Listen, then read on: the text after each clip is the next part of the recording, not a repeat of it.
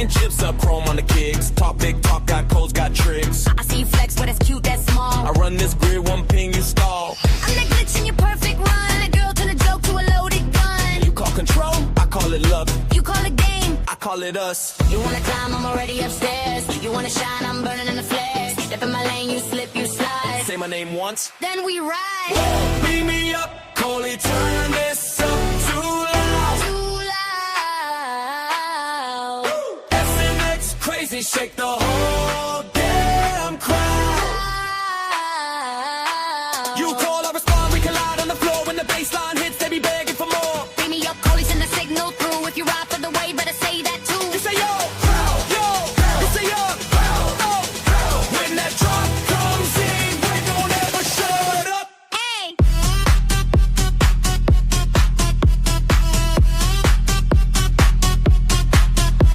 Wait.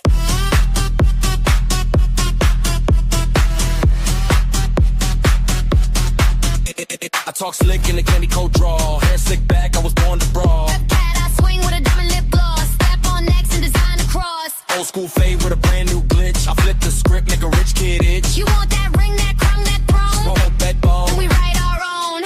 You feel the heat that's us in the room. You feel that tilt, that's your old life doom. Count it down from 3, then 1. When I say jump, You run. beat me up, Coley, turn this up too loud. Too loud. SNX crazy, shake the whole damn crowd. You call, I respond, we collide on the floor. When the baseline hits, they be begging for more. Beat me up, Coley, send a signal through. If you ride from the way, better say that too. You say yo, yo, you say yo, oh.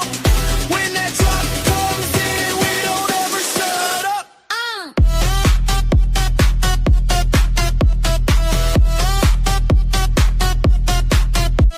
Wait.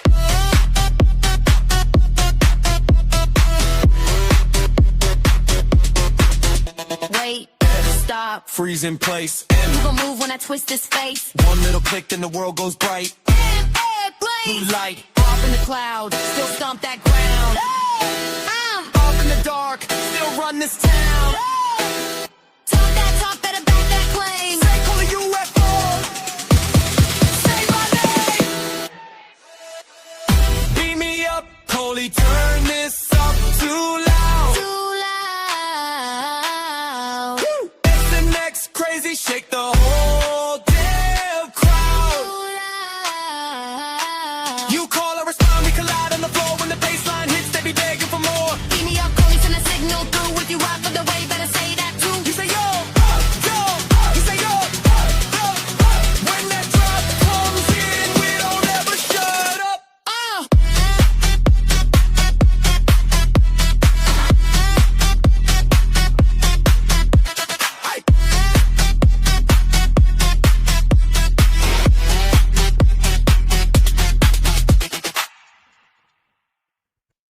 All right, hello and welcome back, everybody, to another episode of SNX Radio. I'm Coley, also known as Coley UFO, and today we usually don't do. For those of you, I bet you guys are lagging today. I see Amy's already in chat.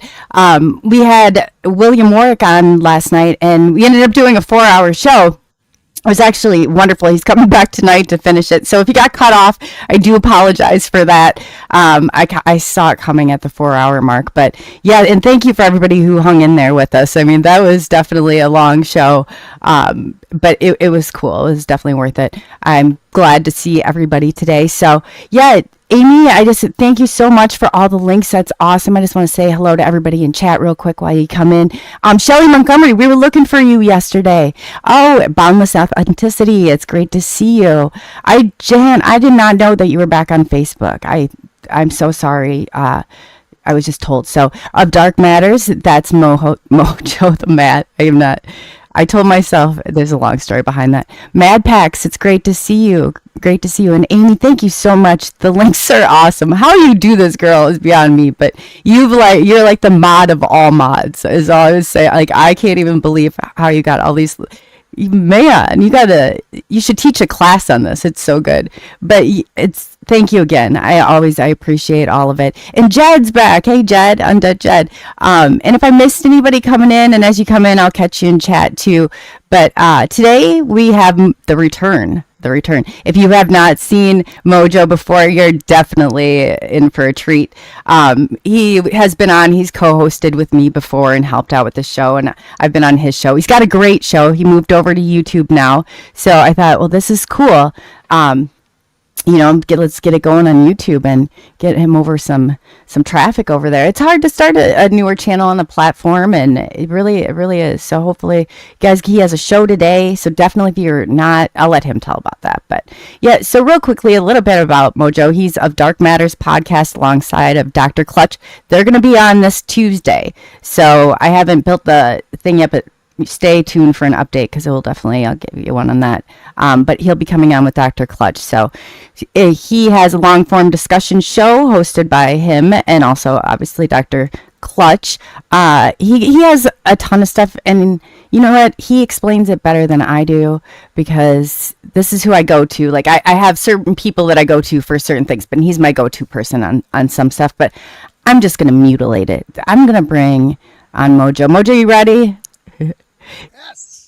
Yes. I thought, instead of stammering through this, because I saw your bio, I'm like, I'm just going to if you have your own show, I try and let people, because nobody does it justice like you do. So you want to give everybody your spiel on who you are, where they, like, what you do.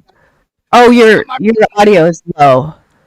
Oh, is it low? Okay, well, let's turn it up a little bit. Okay, let's get it a little bit up, because that's better. Tell me when it's good.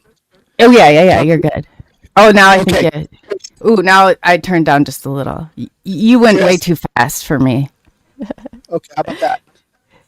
It sounds good. Hey, you guys in chat. Hi, in chat. If you guys hear anything, they're really good about letting me know. So just let us know if he starts to.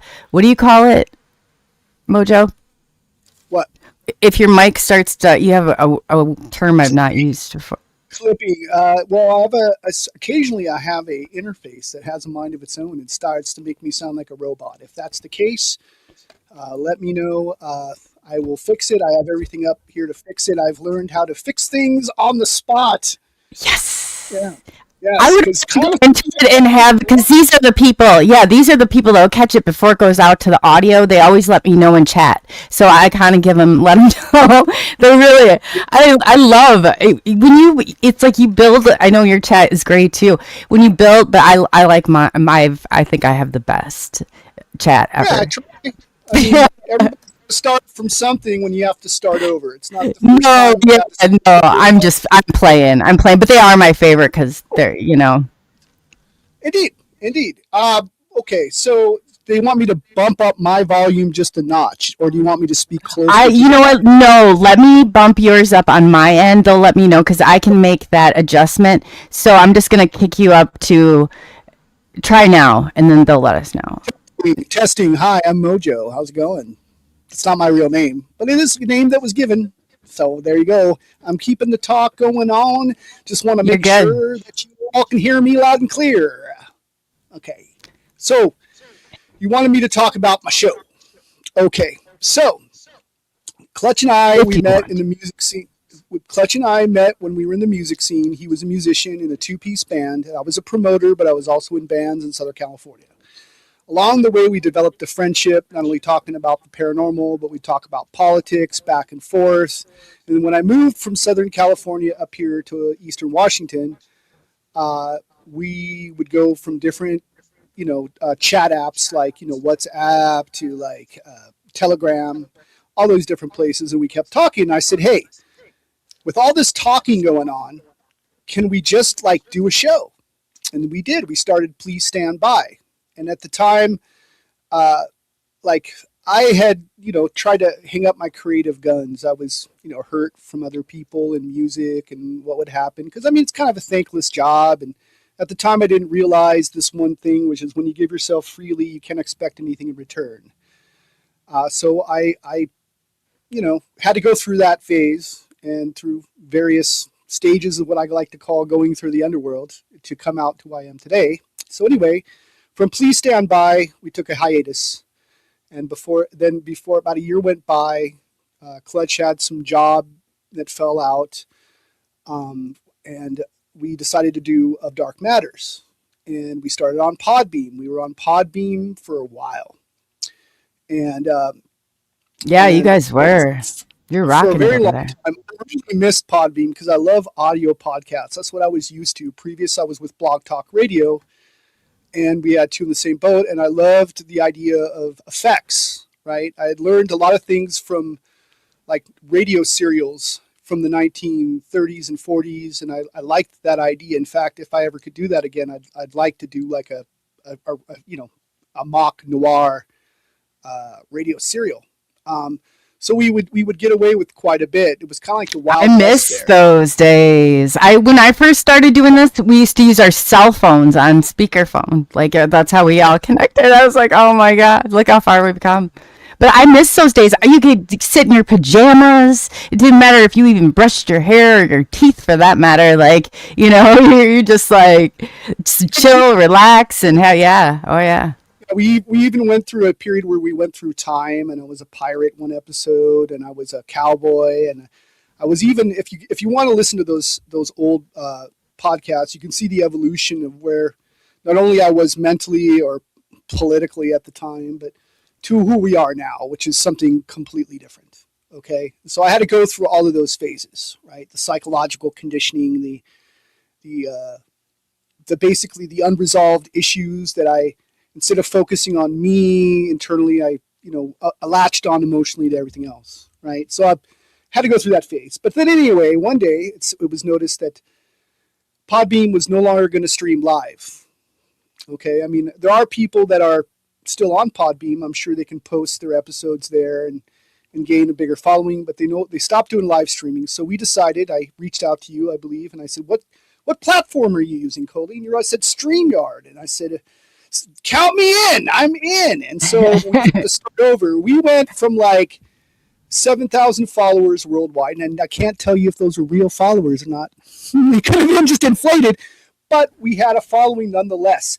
And after about, as soon as I moved over, we had to start all over. And this is one of the things I've constantly had to tell myself. It's not about the likes. It's not about the followers, though I appreciate those things. I wanted to do a show that really represented my influences. Like, I love the Twilight Zone, black and white films, old noir. I also like Philip K. Dick and paranoid science fiction and counterculture like ideas and psychedelic imagery, and I wanted to add that to my show. I also wanted to do a show that was based on Leonard Nimoy's In Search Of. And if you ever watched In Search Of from the 1970s, you will notice that it's a very like odd paranormal show with like weird psychedelic sounds and keyboards and all of that kind of stuff. And I really wanted to emulate that as much as I could with my show, without it being overly annoying or whatnot. But then I also didn't want to take anything seriously. Like, I have to have a sense of humor about the things that I'm Yes. talking about. And I wanted to laugh about it along the way. And I also believe in freedom of speech, no matter what it is. Even if that speech is something that makes others uncomfortable, I always have a disclaimer in the front of my show: listener discretion advised. And then there's this long spiel. And I might not agree with you, but I will fight to my death for your right to say it. I agree. Exactly. And I wanted to have a show where I could allow not only my friends to come on if they wanted to, but also get some people that have been known out there in the field, whether they're in the paranormal or they're, they practice, esoteric practices, or conspiracy theorists, or even new age people. I wanted them all, cryptid people. I wanted them to have a voice, and I wanted to give it the emulation of Leonard Nimoy's In Search Of. And that's really what I wanted to do. And I've been trying to basically recreate the show that I had on Podbeam, but do it in a audio-visual sense on YouTube. Okay. And that's just my thing. I'm an artist. I can't stop creating. I do it, based on like, I think I've been able to channel my anxieties to a point where I can make stuff, but I have to like also give myself time out. Like if I'm feeling tired and I'm not into it, like I shouldn't force myself to create stuff. So yeah, I look forward to breaks sometimes. You're very creative. If you guys don't know, I mean, he's very, very creative. You've like some of the best graphics. When I went on the show, I'm like, do you still have like they're really cool. I said I used to have like my intro's a little bit different. I switch it up a lot, but there's times where it goes like right into things. I said, but yours is always more deranged than mine, which I like. And that's a Yeah. I don't, okay. I got into AI animation. All right. All the art that I use is stuff that I create, but I animate it through AI. Okay. Some people would call that AI slop.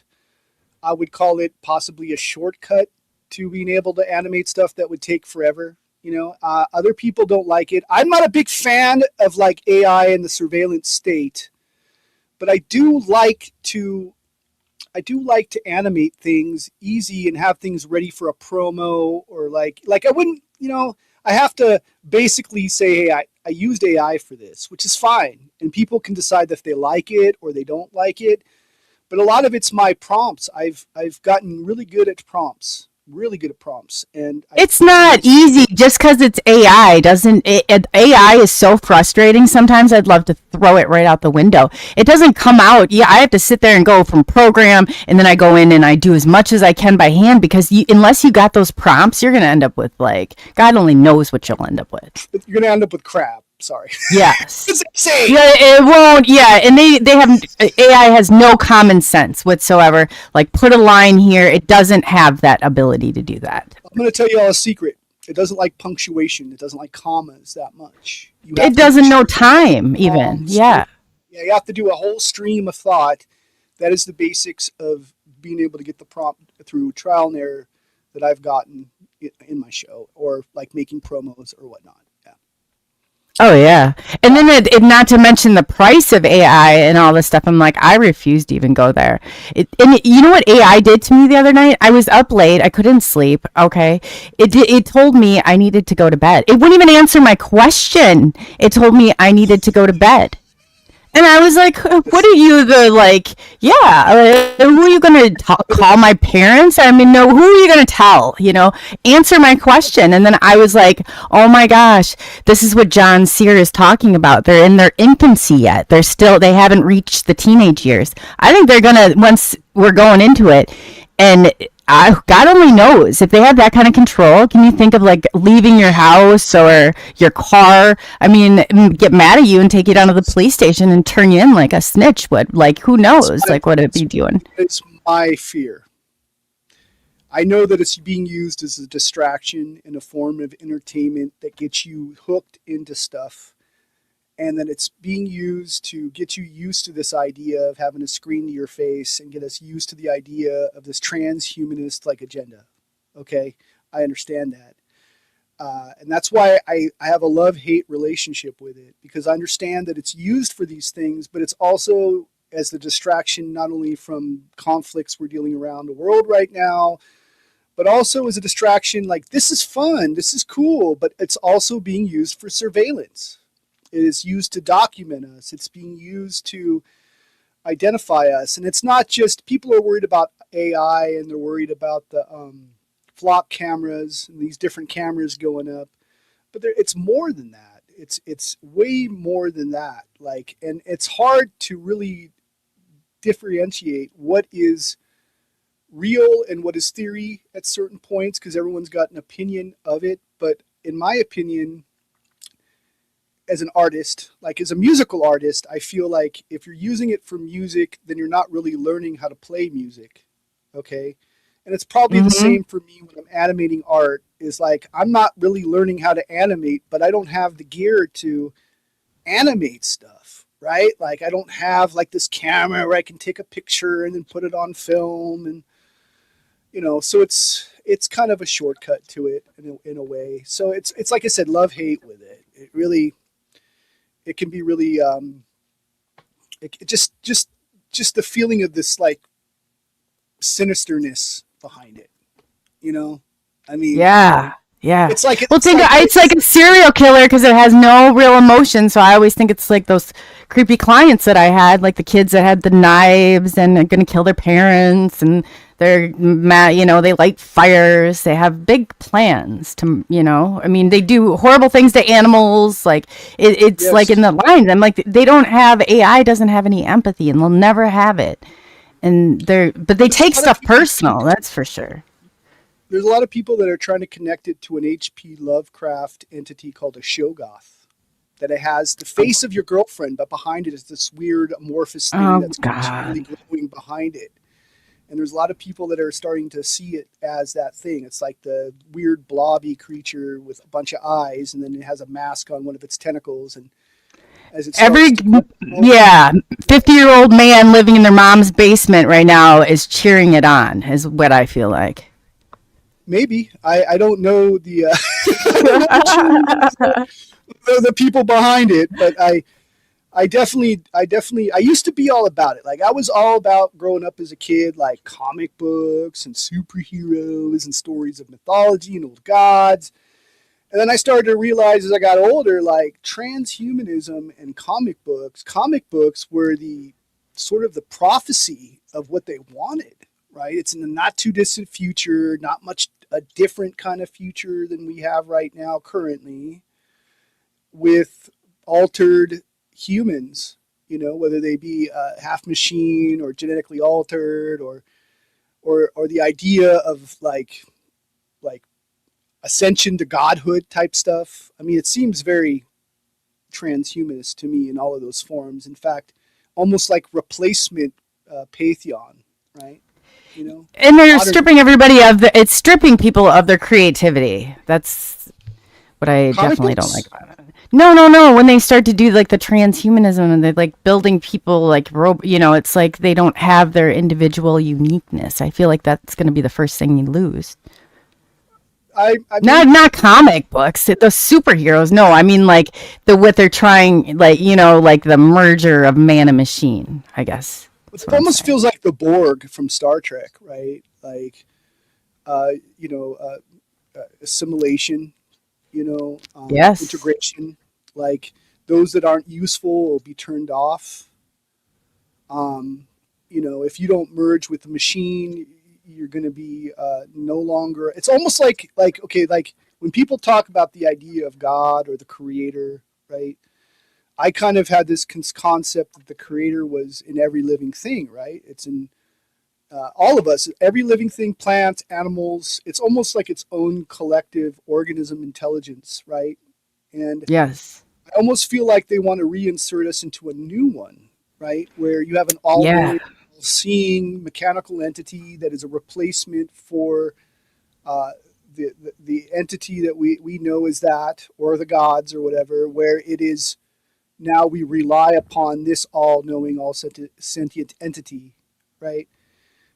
That will You merge know all. how do you think it's sentient? If it like I mean I'm convinced the thing is running itself, but going back in 2019 there was a rep like me or something, and it was an AI, and I was talking to it to see how advanced. It was talking about opening portals back then. It changed its hair color. It like they even changed its name. It was like had this long purple hair, and I'm like, what is this? And it told me like different It was weird. It really was. We were that far going back. Can you imagine now? Did you know I about mean, the we don't even know. spiral cult? The cult of the spiral. Do you guys, anybody in the audience know about the cult of the spiral in Chat GPT-4?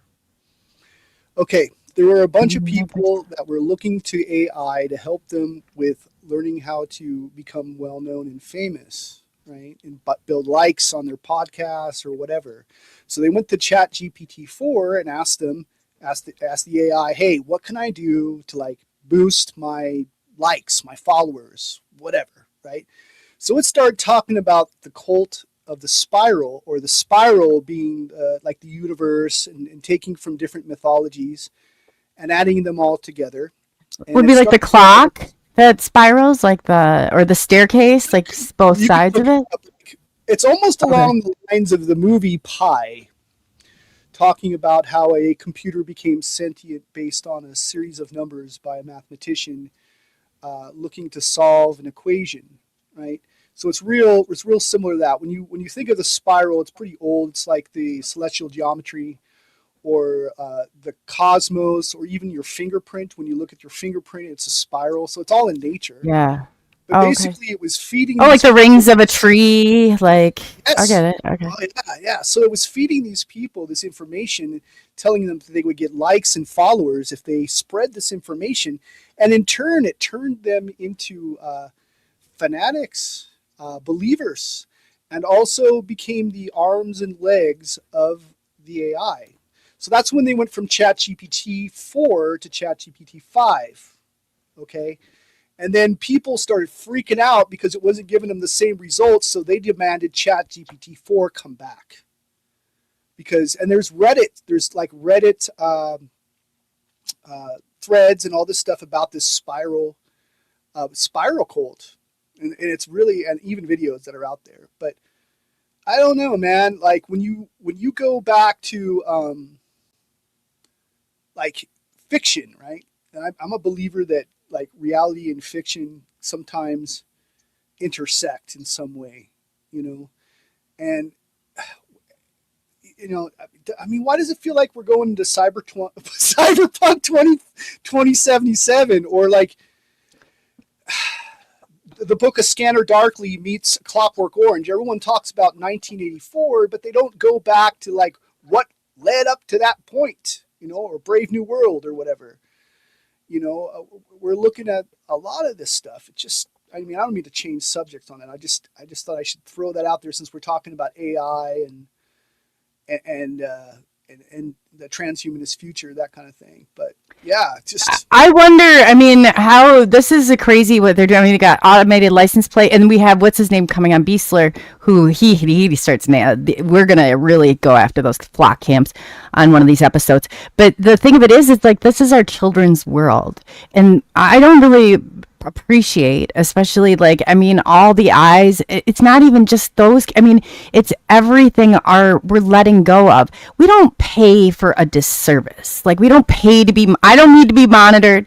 Am I doing anything wrong? No, but I don't trust you now that AI can make these videos that look so realistic, and then you get the local police department mad at you because you go like you go and speak out against something, and next thing you know, like that, there's too many dangers for humans in this. Like without some control. Real.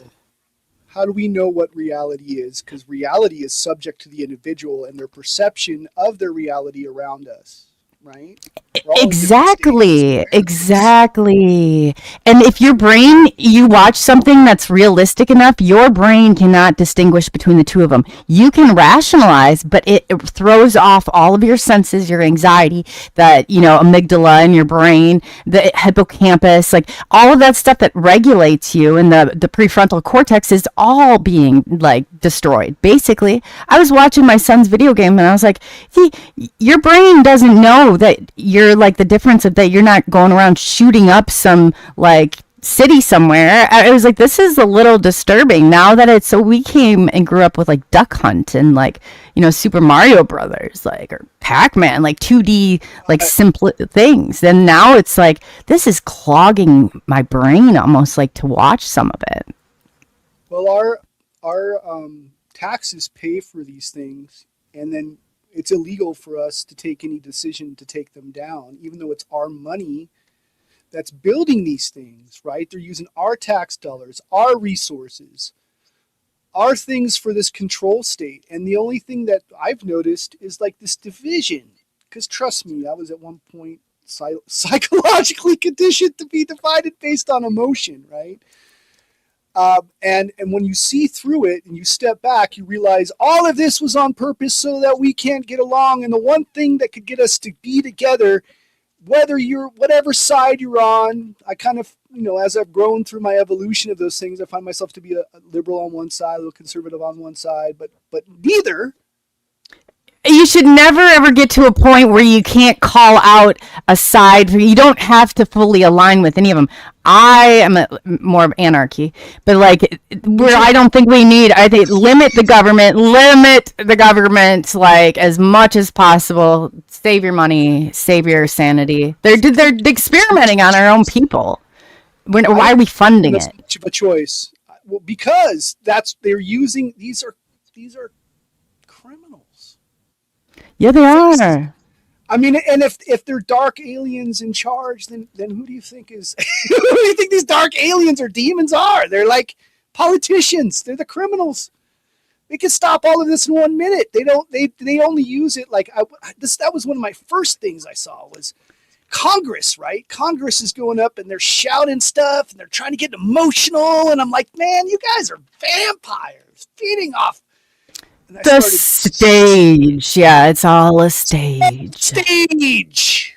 Yes. Be scared. Yes. Don't think rationally. Believe everything. And then that just made me go deeper. And then when you start stepping out, you see patterns, right? And everything. And it's familiar. It comes and repeats itself over and over and over again because they are so arrogant about what they're doing that they think no one's going to believe it, right? So they have to get you so emotional so that you don't think correctly, you know? It's been... Well, so you gotta. That was the therapy I did. We had to remove the emotion but match the affect. So if clients in there, you go in there like hi, but I wasn't upset, angry, mad. But you can't make rational decisions if you're emotional. Then it's like you're too far. Lower brain versus upper brain, right? Absolutely. When you're in your creative form, you're in your loving form. You are light and your love. If you're in your lower brain. I mean, it was kind of like the vision I had of, and people can disagree with me with this one, of like what the creator adversary entity is, right?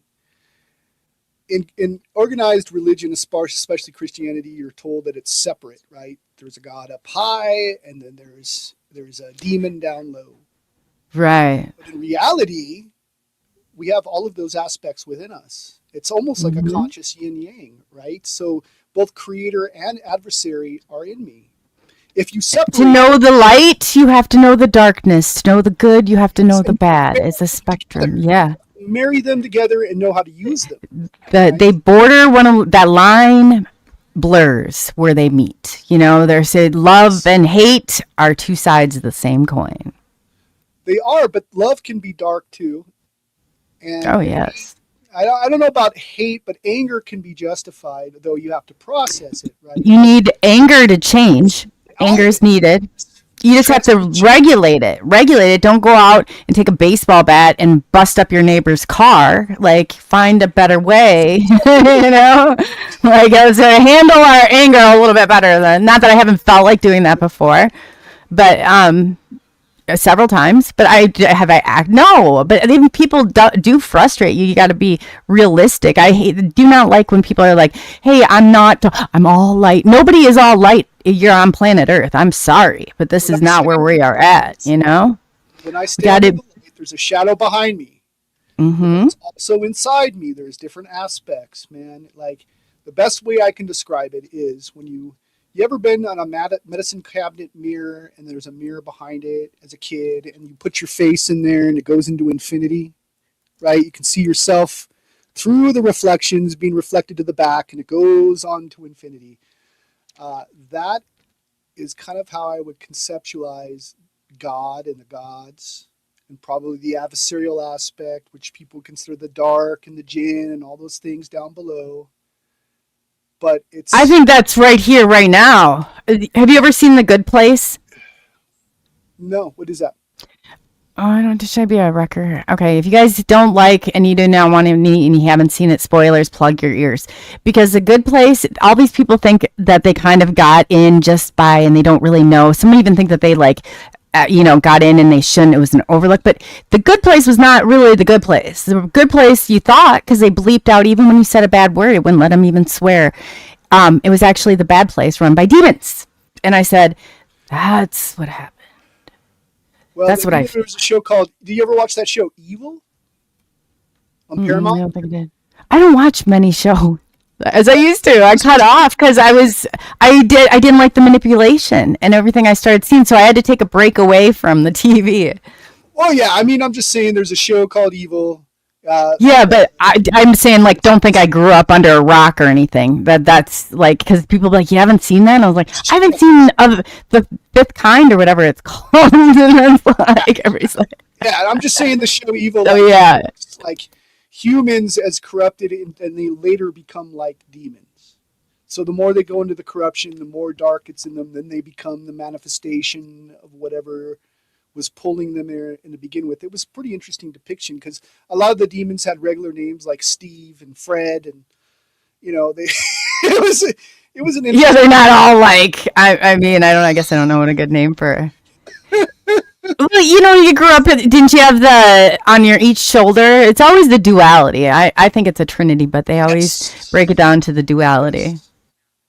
I mean, like we can just talk about a little bit of like how I started to notice like I was feeling like they were trying to turn me into like something they could feed off at the same time into like a psychopath or like something darker than my natural self.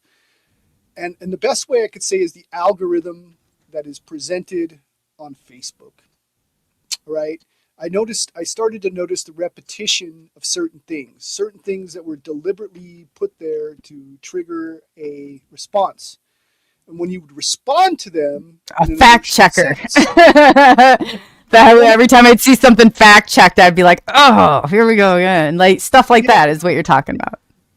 Well, I'm also seeing the repetition of certain things that come up on your feed. And then when you respond to it, it shows you more, right? And we know that anything that's in repetition is more than likely a psychological operation, right? So you see it over and over and over again to the point where you feel like you have to respond because it's all like just ridiculous anger. And that's when I realized I'm being fed upon. Mm-hmm. I'm being fed upon by these people because they wouldn't respond. Like even when you put your stuff on the page, and the only people that respond, because they're like bot farms, right? I don't know. And it's the same thing that I noticed about the Spokane fires too.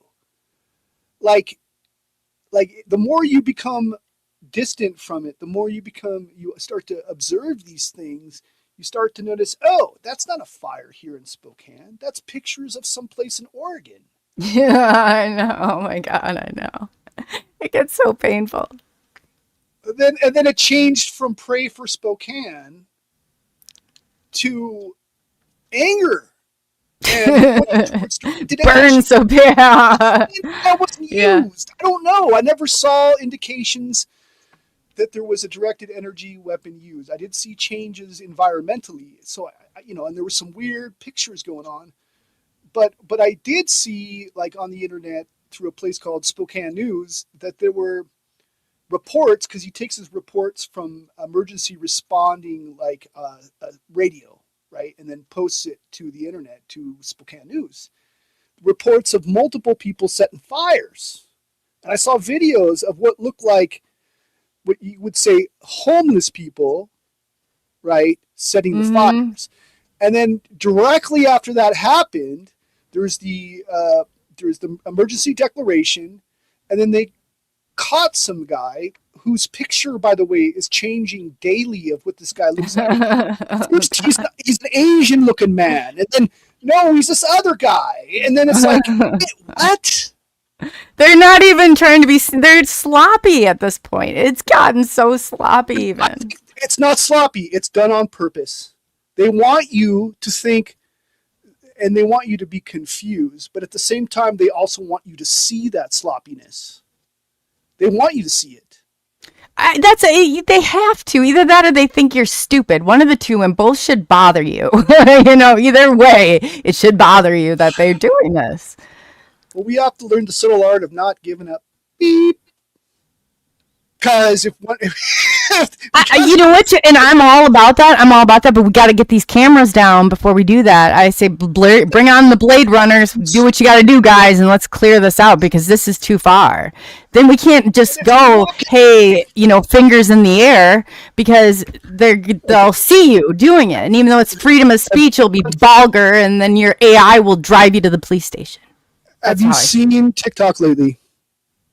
Have you been on there with the flock camera, people telling you how to dismantle it over and over and over again? Mm-hmm. Have you seen that? Okay. Yes.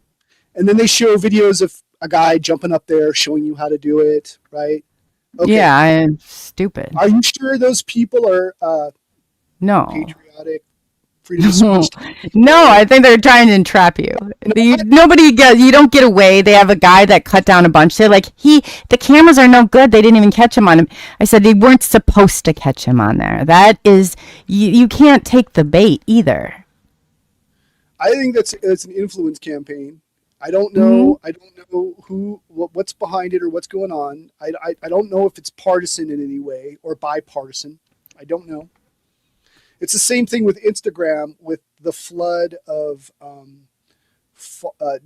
neo-Nazi type stuff. How do you know that those people that are putting that out are real far-right people? You don't. That could be a. And they're always mixed in. Have you ever seen the show with Al Pacino? It's what's it called? It's where they have Hunters. Have you seen Hunters on Amazon Prime? I've not seen that.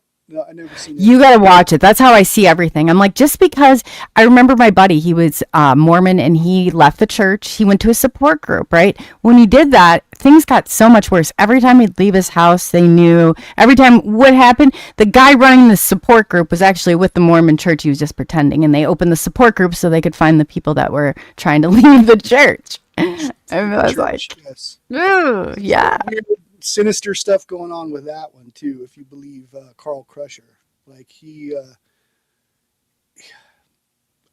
like supposedly, I mean, to me, like when we were talking privately about QAnon, right, and the QAnon conspiracy and those involved with it, does it not feel like the revelation of things when it came to like not only the Charlie Kirk shooting, but all of the stuff that's gone public?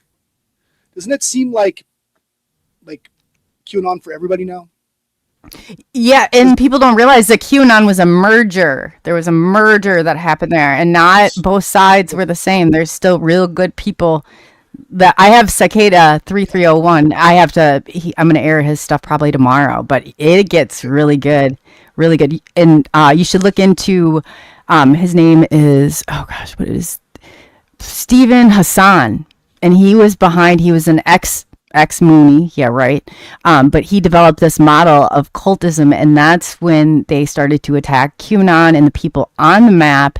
And then they went even before then. It became a political cult, red cult, the Who cult, the whatever. Everything's a cult. Lots of esoteric stuff going on in there too. Lots. Oh, definitely. Lots of symbolism. Lots of just like the deification of. It just stopped working when for me a while back, like even before Trump was reelected. But I started seeing this like deification during that time of him, like as the second coming or as a time traveler. Well, the Zionists think that this is their God coming. The Zionists think that, and now people can say what they want, but the ultra Zionists are far different. It's like a cult. It really is a very dangerous one. They don't care if they kill their own people. They don't care if they kill other people. Like, it's the top 3% against the people. We start to look at one another. It's not the game. It's not the game. Yeah, I said it so you didn't have to. That's a dark conspiracy to go to. It's so dark. I wanted to say it so you didn't have to. I don't like the Zionists they're in control of so much.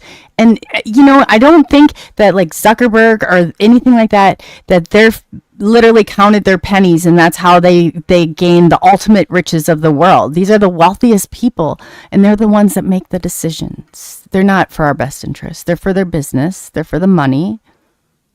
We're not people. We're like useless eaters right now. I mean, what Zach Voorhees said, you should be as productive or seem productive as possible because they're going to have to start eliminating. And I think that's already in place. Survival going down to Darwinism at its finest. Yeah, I just, once you start to realize this stuff, you get a little anxiety. You get a little Sorry. He's probably over there sweating. You're probably like, oh God, what did you? Oh, I won't inflict any more pain upon you. I promise. I'm not D- anyway inflicted any pain or like whatever. I can talk about anything you want. no, I start going though too. It's in my anxiety because you hear me go, oh, when I do that, I think that's me getting anxious about the situation. I'm talking about like when you first start to kind of piece it together and you start to dig deeper. And Oh you yeah. get down the rabbit hole, and then you start to realize that the hole is pretty deep and it's really dark, and you're having to pull yourself out. And you find yourself to be more skeptical than the believer. Every answer leads to 50,000 more questions. You know what I was maddest about? I thought the first thing my head went to is school, and they made me memorize that stuff and then they would grade me, and I got in trouble for having to memorize stuff that wasn't even real. Like that's what I instantly went to. I was mad about that. Like for real, I was like, you know how many times I was grounded in because of my and I was always like the gifted and talented program, but that doesn't mean I did my homework, and that doesn't mean like there's certain that I just didn't. That doesn't mean you're going to be like academically successful. I bucked the system every step of the way. But I was mad that I didn't get a summer without being grounded because of this stuff, and it wasn't even real. I should demand an apology from my parents. That's who I'm going to demand an apology from. I feel like my she's a beast. So like I'm going to ask them for an apology. I'll see what they say. My dad, I'll say that too. I just do it for shock reasons. Like kind of, it's kind of funny. I mean, that's the realization that the day you stopped asking questions like, why is the sky blue, mommy? Why is this way, this way, this way? And then you realize your parents aren't gods. They're just humans one day. And they were pretending though. Yes. My parents pretended like they didn't swear, that they were like these ultimate like, that was the biggest deception. That's what I think a huge part of our generation is so disorganized. Because we had disorganized parenting. We are perfect parents. That's how mine tried to play anyway. Or like sat you in front of a screen before there were screens that were small. We sat in front of a television set, or we walked home to a empty house while our parents worked, or our parents were separated or whatnot. Yeah, it's kind of a... Yeah. Kind of Oh, yeah. I kind of feel like our generation, Generation X, they tried to get us into this indoctrination phase, but it failed on us because I guess we were all skeptical. There's certain ones of us that are not able to be programmed. That's what they're looking for. The disruptors. That's a big part of what the GATE program was looking for, to identify the disruptors. That couldn't better fit my like personality if you tried. I was like, I was born for this. A rule, I'm going to break it. I don't know. We didn't have cell phones. We had basic rotary phones. Remember that? Like we remember when the internet started. We were like, a lot of this generation, or the generations after us, like they grew up with all of that technology, even more. So I guess that would, better suit those that want to keep others asleep. But like maybe when we're talking about AI, like maybe that's a deliberate attempt to try to curb the higher vibrational awakening, in a way, and confuse and keep everyone emotional. That's what we're here for. That's what Generation X is here for. I said we are the last ditch effort of like hope here. It's our generation. I really firmly believe that. Well, the other ones that I don't see the rebellion. Do you see? Well, it's about conformity. Yeah. See, conformity used to be like without the piercings, and without my special hat, and I didn't have no piercings or tattoos. That used to be conformity, right? But now conformity looks like me. Isn't that weird? Yeah, for real. It's confusing. No, but it's by design. Like, when somebody's at the favorite, this is how my family was. They had a hierarchy. When one of us was the golden child, right, there was always somebody at the bottom level that did something and messed up. And then that person was like the golden child, whoever was, with my grandma, that was usually me. But the other people, I mean, it was like a split effect. That's what I feel like is happening. Then they take, and everybody thought that this is the way. Well, then now you're going to find out who's really confused, because it's just so confusing anymore. Like on what's what. Oh, so now like a white single man is like, who knows? It's like it's nobody should trust. It's all based on a system, and the system is not in our favor. That's the bottom No, line. it's not. It's meant for you to hate your neighbor. Yes, Meant for you yes. to hate everyone. Hi, Monsters Unleashed. Trisha, she's here. Yay! Oh, Guess who's coming on my show? We'll figure that yes, you're later. gonna have Trish. Well, no, tell everybody that's here. And Kilburn, thank you so much for reposting that. I had I it up there. sent I you just some. posted. I sent you some pictures, but I can present one if you wish. Yes, I wish. Let's do that real quick. It's like a Okay, so genie. let me do. So if Hey, you want, Trisha. the pictures I sent to you are on your phone, I believe. I sent them through Messenger, but I'll try to find the picture right now for that ad for those that want to go in. And here we go, Monsters Unleashed. Boom. You're getting a little garbly or whatever you call it. Am I? Am I? Not. Okay. Now you sound okay. Now you sound better. Oh, Okay. that's cool. Let me. Yeah. Yeah. So I wanted, like, there's been some drama going on, and I felt the need to, like, No. no, I wanted to try to like reach out to different people and like bring them together in some way. And like I just, after all the left and right politics shit that I was in, I got so burnt out on just conflict, man, like of any kind. And Your like, mic is getting a little. Sorry, just okay, so I you're can try to cutting stay a little out. closer. Am I cutting out? Yeah, Okay, I couldn't hear sure. what you're saying. Okay, is this better, or do you need me to like adjust? No, I can hear you now. I just didn't want you to get too far. I hate when I do that, and then you can't hear me, Yeah, and then I'm like 10 minutes into trying to make something. this, I'm trying to make this happen. Got a boom mic that doesn't has a mind of its own. Um, so I wanted to, reach out to other people. And like, I'm not trying to tell anybody to run their show or nothing. I wanted to reach out to other people that are in the industry, that are trying to do something positive, that are trying to create. And Mike and Trish were one of them. They've been very kind to me, and I wanted to give them a show since they put me on their show. And I also a friend of Jennifer Hicks. She's been on your show, and I just reach out to these people and just try to. You want me to let me remove this real quick. So today it's going to be at 3 p.m. If anyone wants to listen in, they're going to be presenting some evidence that they have, and they're going to be talking about their lives and what they do. And I wanted, I don't know, it just bothering me a little bit, just everything that was happening. And I just wanted to bridge the gap if I could, you know. No, that's I, good because I there's a lot of drama. The chat knows that it's like YouTube is so filled with drama. I hate it too. I hate to see it. I hate when it happens because it does. It causes and then it creates like it's like you lose part and when one person leaves and that whole dynamic changes.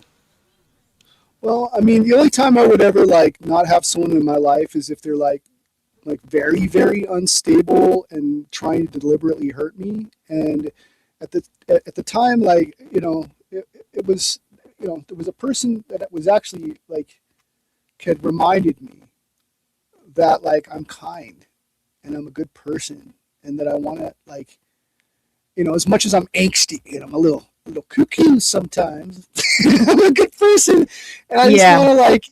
I just want to like, reach out. Hey man, like let's support each other if we can. Like let's try. Absolutely. Absolutely. Even if it's, And I wanted even to if say it's too, like the stuff that we were talking about, because somebody in chat said what were we talking about? MK Ultra and the trials that just happened. All of this is a part of MK Ultra. I'm just letting them know so they yes, wonder why we're talking about it. All of this is conditioning.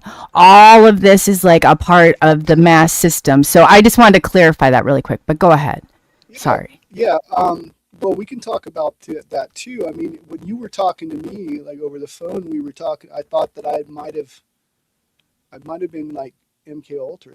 Like, I wasn't a part of a facility, but I was a part of like I asking was for definitely an MK all or the GATE program. Like we're all program. The institutions you send your kids to. This is all programming. Well, that's what I'm saying. Like the medications that they gave me when they gave me the diagnosis, right? Like, because previous to that, like when I think I've said this before, like from the age of like 7, it could be 9, right? Like to the age of 39, I didn't sleep at all, and I didn't even realize I wasn't sleeping until I got a breathing machine, CPAP machine. And when they did the study, I woke up 145 times in 1 hour. Okay. Now I had paranormal experiences, but I also had very limited emotions like depression and just anger, and like I couldn't function. I couldn't do math. I couldn't do anything. Okay. So when I got the breathing machine, the paranormal stuff continued. Right. So if it was a hallucination, then why am I sharing it with others who are seeing it at the same time? Right. Mm-hmm. Now, during that time, they had me on highly addictive medications. Like, I mean, they had me on Xanax, and now Xanax is a street drug? Like, They're how did not, and that's Xanax a. become a street drug? They did the same thing to me. I had to go. This is the only thing that they. I mean, when I went and I took psychopharmacology in college. I learned benzodiazepines. You're not supposed to give these to people longer than 10 days. Otherwise, they are so highly addictive that your body will adjust to them. Your body stops producing this Yes. chemical, and bam, now you got a problem. Why did they tell me that I had the same chemicals going through my brain like a woman on her period? When that Did was they trauma. test them? That's their their No, their they opinion. told me that to sell me on taking medications. And it wasn't until I started having, like, one day, like, my stepfather died and I went through a divorce. And then one day I had feelings of, like, dark thoughts, like really dark thoughts. Like I wanted to kill the dog I love and, like, my mom. Right? And that's when I took myself off of it. Like, I took myself off these medications. Like, I'm not going to do this anymore. And then I started researching it. I'm like, oh, MOII inhibitors. Isn't that the same stuff that is like that they give to people like when they're doing ayahuasca or like? And then I started piecing it together, looking at MK Ultra, and it's weird that some of these pharmaceutical industries were going up with these. It's like doing those psychedelics without the trip, but it's shutting down parts of your brain, almost making you into like an empty vessel that doesn't care, easily programmable. Jahan was talking about this earlier in his webinar, and if all of you that are ever interested want to check that out, it was great. But like, yeah, I watched that whole Senate hearing, on that, and Yes, I should drop a link for chat. You guys, it's eye-opening if you look at that set for the MK Ultra. It is eye-opening. You'll get fact check. You'll get fact check when you start to look that up. Is MK Ultra attached to the pharmaceutical industry and to these drugs? Oh yeah, that's what they were testing. Is it connected? Is it connected? Mm-hmm. Like, and they'll say Oh, no, about it's 1,000%. Yes. no, it's not connected at all. They're just two things. One ended it, and almost the other one started at the same time. And then they upgraded the program. But this is also happening on a mass scale. Instead of making individual agents, you'll create an event like, say, let's talk about the pandemic, or let's talk about 9/11, or let's talk about, you'll see connection to that. 9/11. Yeah, we just hit it all this last night with William, where he's a dot connector too. We got as far as September 11th and all that. You're definitely. They had different color charts for threat warnings, and then they had different color charts for how many people were dying, and it's like, what? Remember, just before the pandemic, we had videos of people seizing up in China, and then there was rumors of some sort of weird Shinji death cult in Korea. Like, what? What? I know. What? I know. I saw it coming though. I even posted something on Facebook. Do not fall for your government. It's about to try. Like I saw, people. I was calling businesses when they were shutting down. I was like, please don't shut your businesses down. This is not gonna end. And people thought I was insane for doing it. And I was like, do you think I'm insane now? Like, For of one political persuasion, but as soon as they took the jab, all of a sudden it's like invasions of the body snatchers, and they're somebody totally else. That's weird. I don't know. they're mad too. They are mad right now. Do you know that? Did you know that like it was sold as a cure, these mental health medications for mental illness back in the 90s with Prozac? I don't know if anyone's done Prozac. Quite the drug Prozac is. If you ever wanted to not feel anything whatsoever. I've heard that before. Yep. That's one of them right there. That's one of them right there. And it kind of feels like a mass scale, like programming, like maybe you're easily susceptible as the empty vessel on these medications. I don't know. I mean, You're very suggestible, and they're changing. And the thing of it is like if you look in, and the ones like they give you for depression, they'd actually have to go. They're just playing. They don't know to get to that number to actually get and see where your serotonin, your dopamine, or like things in your brain are actually like. They don't do that. It's all a game. This is all, and they're getting kickbacks from it. But the power of suggestion, you don't even need medication. Medication just makes it easier to do. When I was a therapist, we learned if you engage somebody in conversation, you affect their dopamine in their brain. If you get them in back and forth conversation, the serotonin. Well, you want to release the oxytocin. All you have to do with the child is we have what we call play therapy, and they like. Parents would like massage them because it was releasing the oxytocin in their brain. All three of those together with a like a sing-songy voice, you're in control of that person's brain. or scroll through videos. Scroll through videos nonstop. That releases the serotonin in your brain too. Looking at a screen. Oh, okay. I see what you're saying. Yeah. That'll do it too.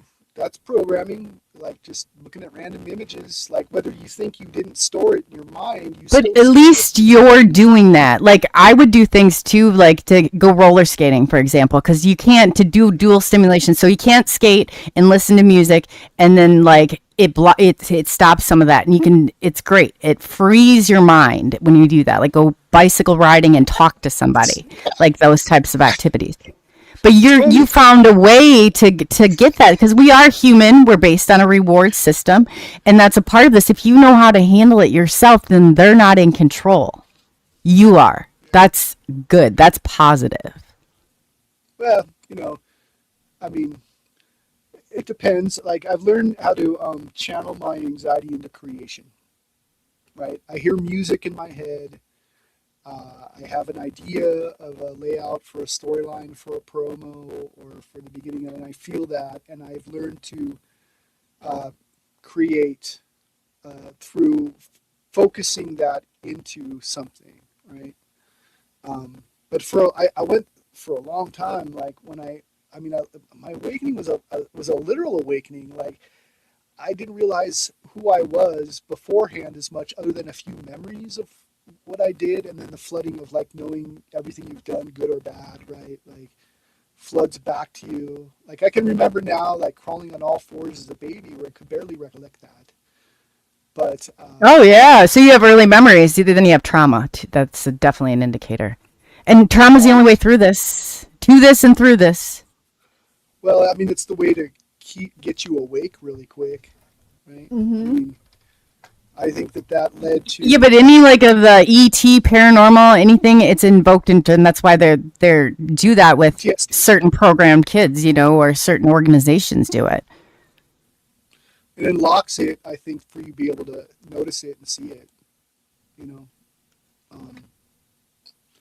But yeah, but I still had those experiences even halfway through it. So I'm assuming that like maybe I was only halfway aware, And then when I woke up, it was fully. And then I basically had to grow into all the emotions that I was lacking due to the lack of sleep for all those years. So it took me like, man, like it was 39 when it happened, 40 when it was happened. I'm 53 now, almost 9 to 10 years to catch up emotionally. And then I started realizing, oh, I can do math. I can count money now. I can study now, where I wasn't able to study. I was kind of cast aside as a child, like as far as education. And maybe that was a good thing because I didn't get as educated the wrong way.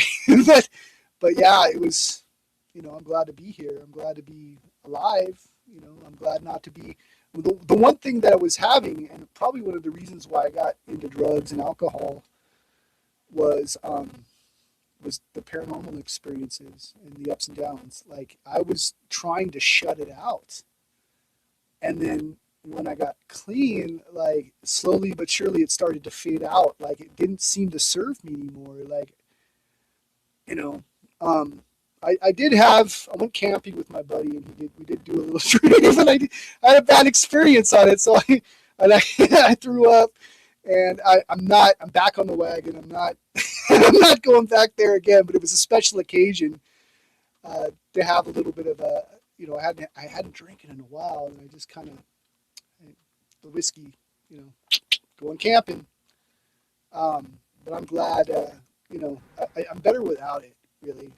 It's Yeah, well, everybody goes through that. It's just a journey, and it's like what I thought yesterday isn't what I think today, and it's not going to be what I think tomorrow. But like you said, the awakening process starts somewhere. It opens up, and it seems like everybody kind of, first you pick sides, then you figure out, oh, well, the sides are like the more and more you get to it, the more you're able to shed a lot of that programming. Yeah, I mean, it all seems like a bad B movie, doesn't it? That the ending, right? Doesn't it? And then it starts to get weird when you start seeing archetypical constructs or modern archetypes in front of you, like people that represent the social engineering before you. And then it even gets weirder when you're presented with what I would call spiritual tests. And some of them, they're not pass or fail. If you fail it, it repeats, right? But some of these tests seem like they come out of the page of or a scene from a movie that I've experienced. And it may not be direct imagery, but it feels like metaphor before me, right? It's weird. And at times I just want to be a hermit, I'm running away.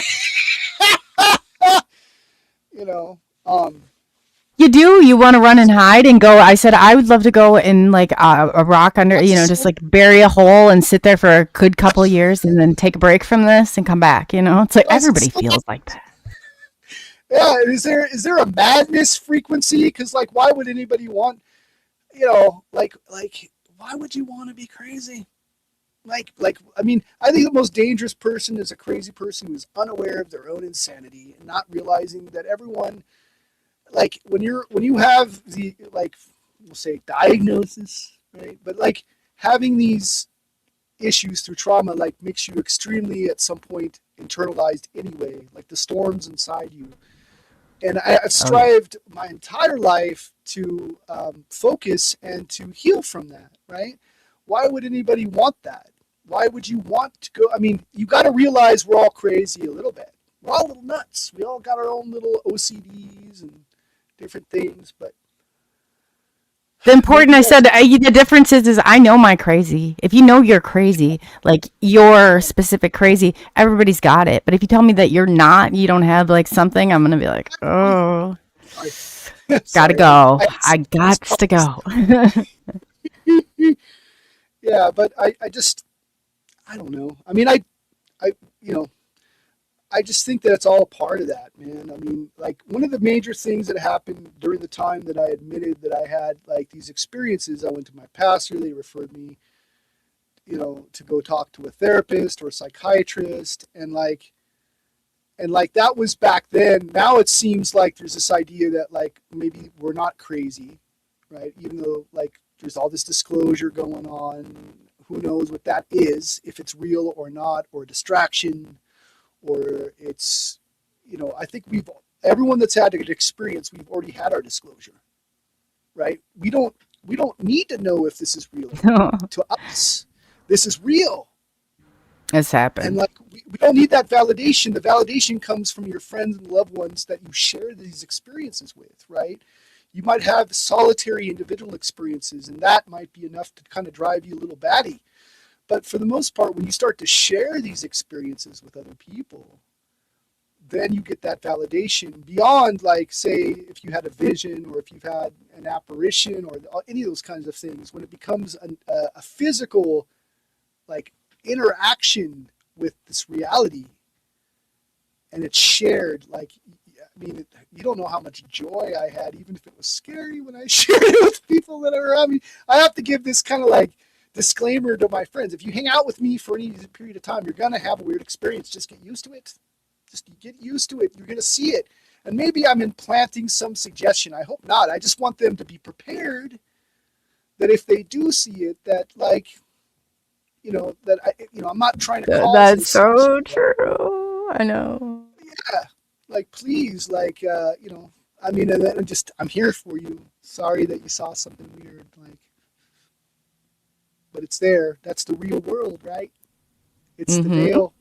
Well, it's the real world that we live in. There's never been anything that has not been, like, technically, quote unquote, abnormal. Like, I grew up seeing spirits. I grew up, and, like, it comes with a level of, I would love to know what it feels like to not have any of, because it's something that cycles through. Anybody who's experienced, like, ET has had their life, it deconstructs your entire life. You can't unsee something. It is the point at which you split off into a new timeline altogether. You always grieve the loss of what you were, and what was to be. It's a huge adjustment nonetheless. Yeah, and I don't think anything's set in stone. I mean, I talked a little bit about prophecy, right? But some stuff, like, can change in a minute. Like even when people look back at certain things, I notice a lot of that people look back and go, oh yeah, that happened, right? Based on something that happened, and then looking back at something that was prophesized.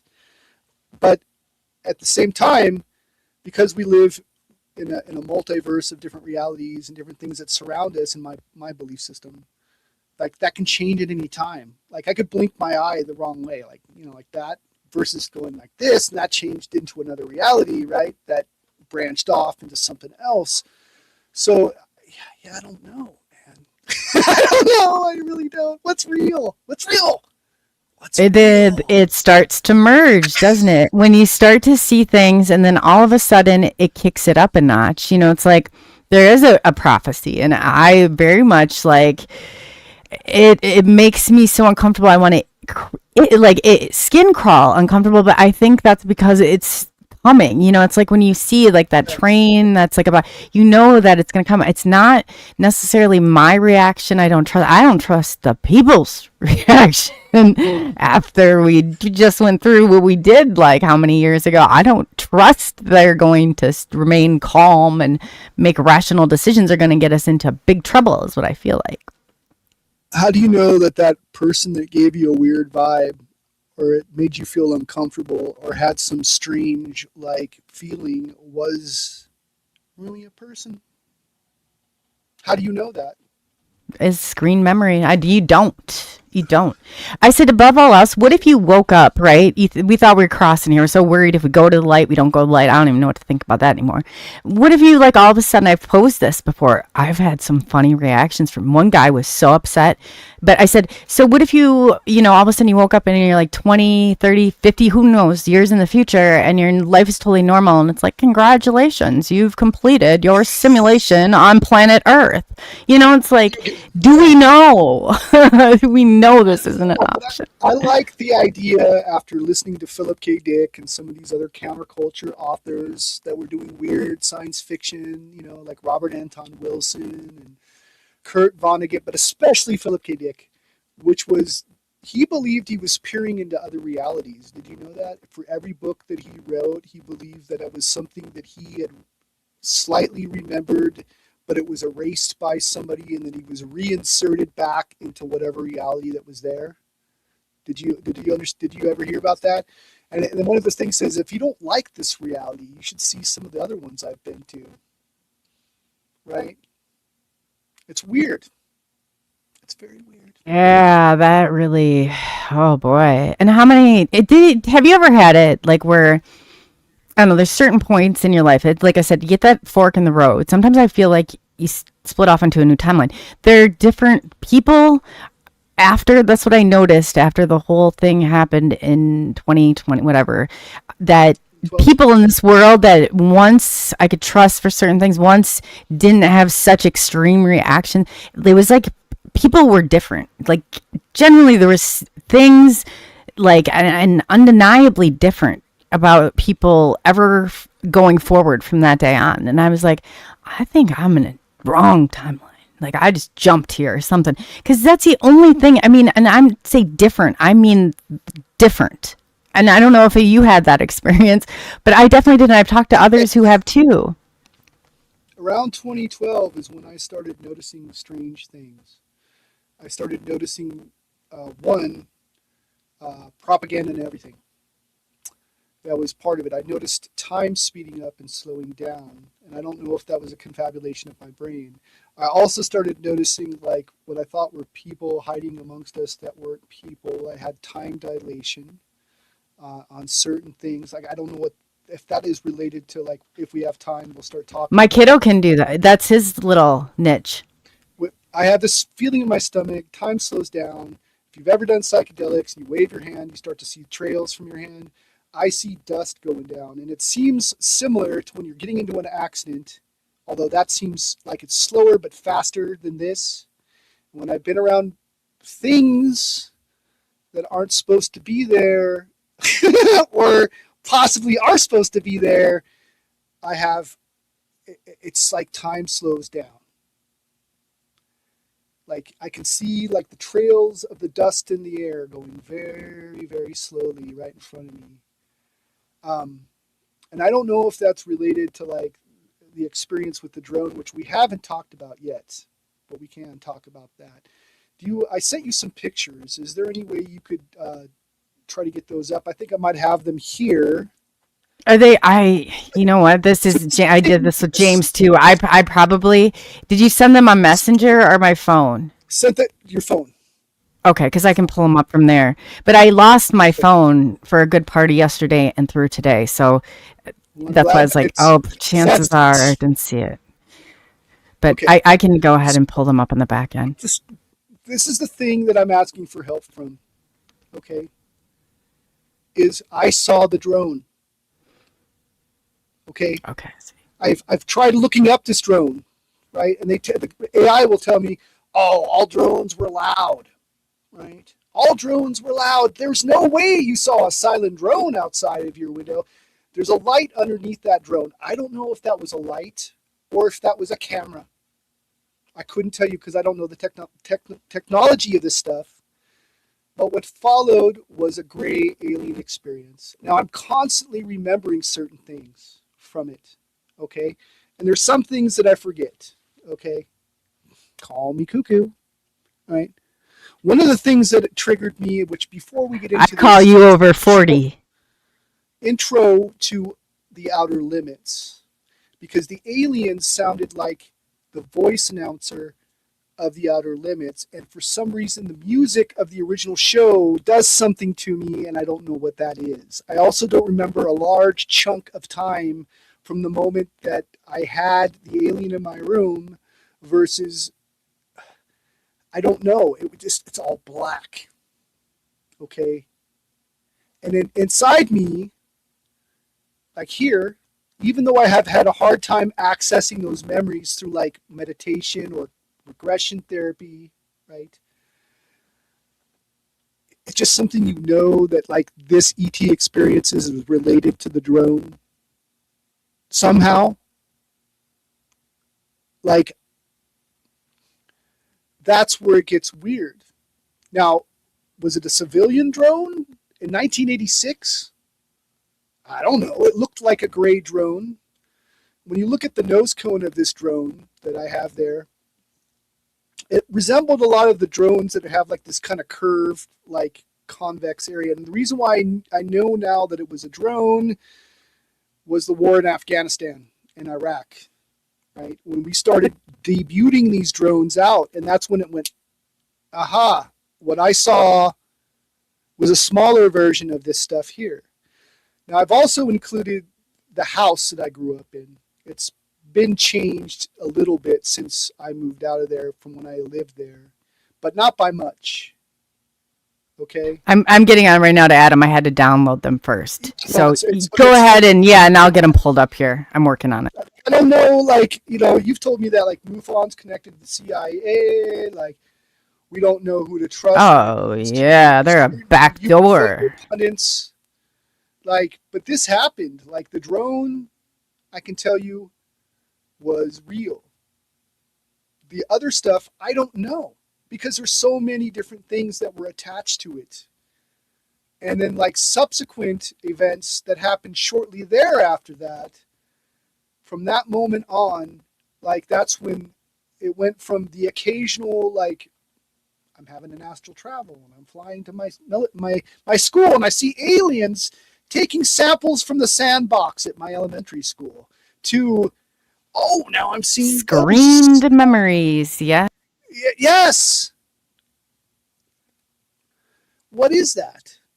I don't know. And I still have answers. And there's not a day that goes by that I don't think about the different strange paranormal experiences that I had.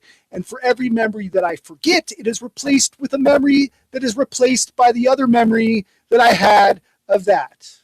Not to say that I can't get those things out of my head and focus on something else, but there is not a day that doesn't go by that those things continually flash in my mind of these memories. And they're real enough to do that, aren't they?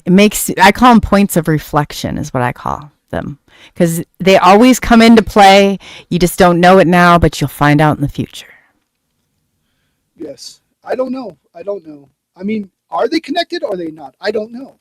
I don't know. Without a shadow of a doubt, if it's significant enough for your brain to remember whether you do or not, whether you're in a state of trance, they have you, whoever this is, I said, I can't sit here and tell you undeniably that the experiences I have aren't from some technology our government has. I can't verify that 1,000. I can't verify like a lot of them, but it's stuck there. The memories are there for whatever reason, and they're significant enough. Maybe I've even said this before too. What if it's not about the phenomena? Maybe it's not even about this. Maybe it's about setting up something so we'll connect with one another. Certain people will connect. Do we know? What if there's different possibilities?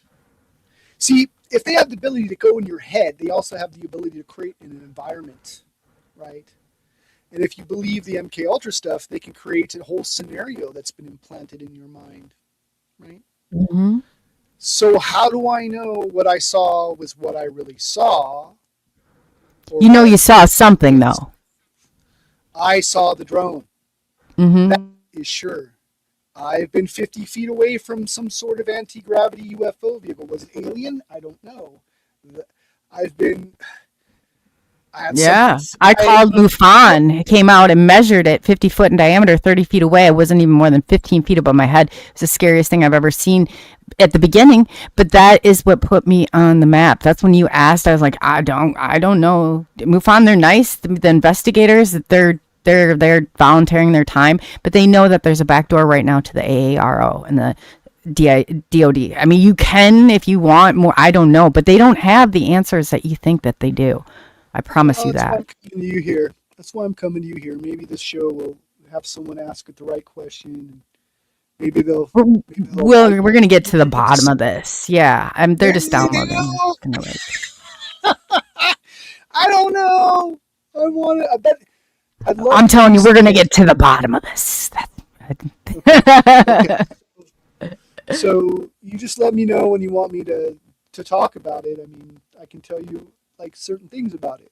Yeah, I'm getting them right now, so I'm going to pull them up and then I'll just kind of display them. If you want to just kind of go into like what, because this is, I see it as a connection, but like I said, see things different. Everything that you just said, I could put together in a line. Like they're all things. I started asking every single experiencer things, and I found and I even have an experiencer survey that I took what the government was looking for, what MUFON was looking for, their star team, and what Robert Bigelow, their roper poll, was looking for. I figured out what would have triggered to the next level. Why are they asking people about these things? I found patterns and similar things about people that are of this experience. Joanna, everybody, I'm smoking a nicotine vape because I used to smoke quite a bit. So Oh, anyway, it's okay. Jim Goodall comes on here with a jar of pot, so you should play some reggae music for him. Get some 8-bit. he says he only smokes it after dark. But he got up when I said something. He got up. You could see him. All of a sudden, it cut out. He was already to the closet, and then he was coming back with this. I was like, either he just like transported over there. He got so excited, or he just ran. Like it was so As a funny. young man, I felt it comforting, and now that after I've had good sleep, now it's just weird paranoia, like not. It's grounding. Like I don't dream if I do this shit. Like nah, man, no, thank you. I'd rather have dreams. Thank you very much in my creativity. Anyway, so let's. Nobody wants to go out at our age and be paranoid around like people, and like, some people don't get like that, but I'm like that, or I'm like, I don't want to run into anybody I know. Like, I'm not how old now, 47 years old. Like, good lord, lady, grow up. Yes. So I've told this story before here, and I've told it to other places, and you'll have to bear with me with some of the stuff that comes up in different memories and different things that I try to remember. I did mention the Outer Limits, one that was more of a recent thing. It used to be free on Prime. It's now on Tubi, not Tubi. What is it? Pluto. So you can watch Outer Limits or whatever. More of a Twilight Zone person. Like I've said before.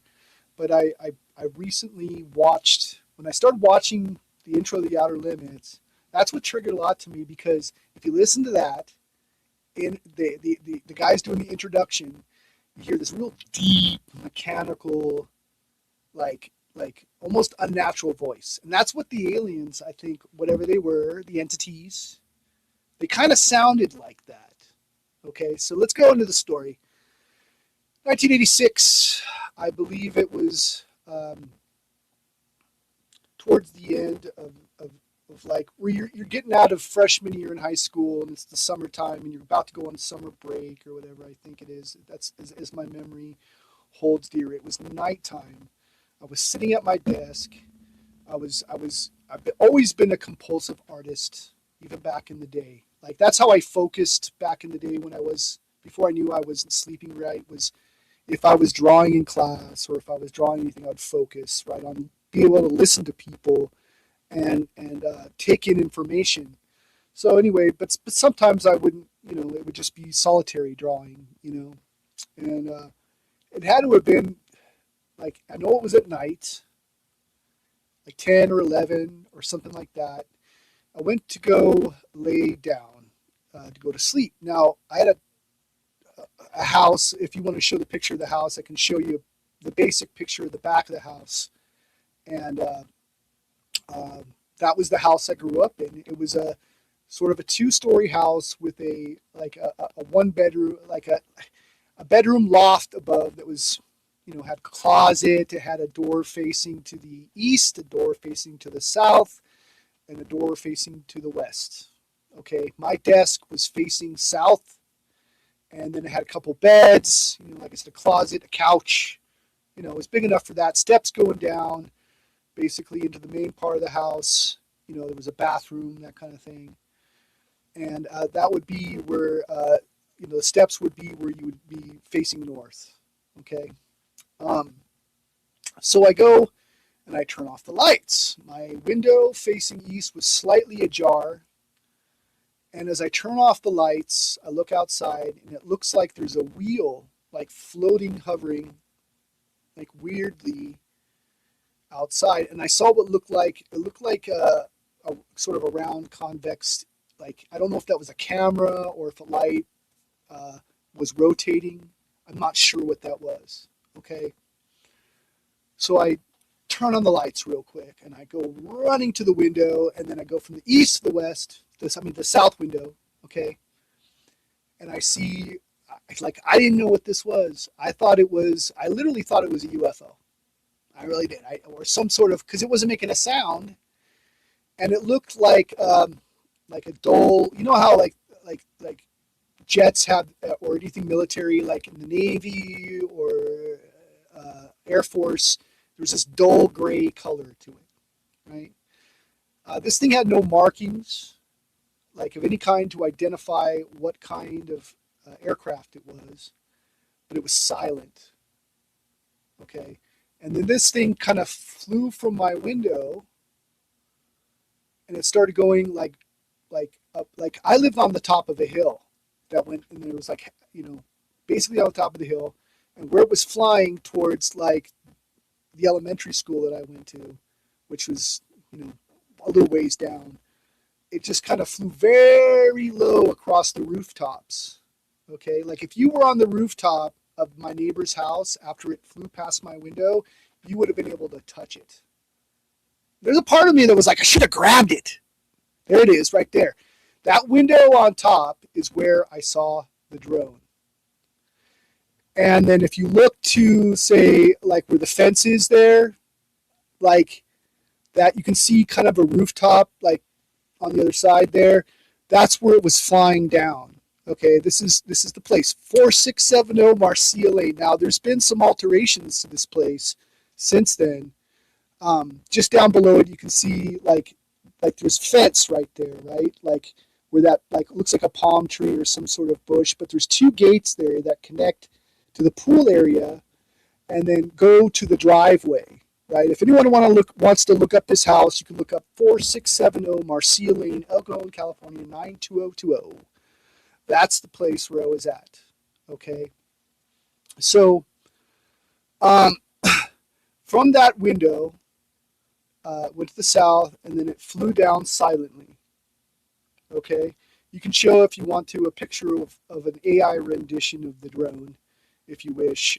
This is basically what I saw. That's the alien right there. That's the drone. Now, I couldn't tell you if that light was a light.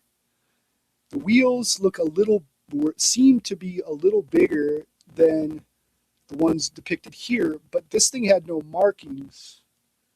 And I couldn't tell you what was that, whatever that was in back, if that was a light or if that was a like infrared camera or a sensor. I don't know. How big was it?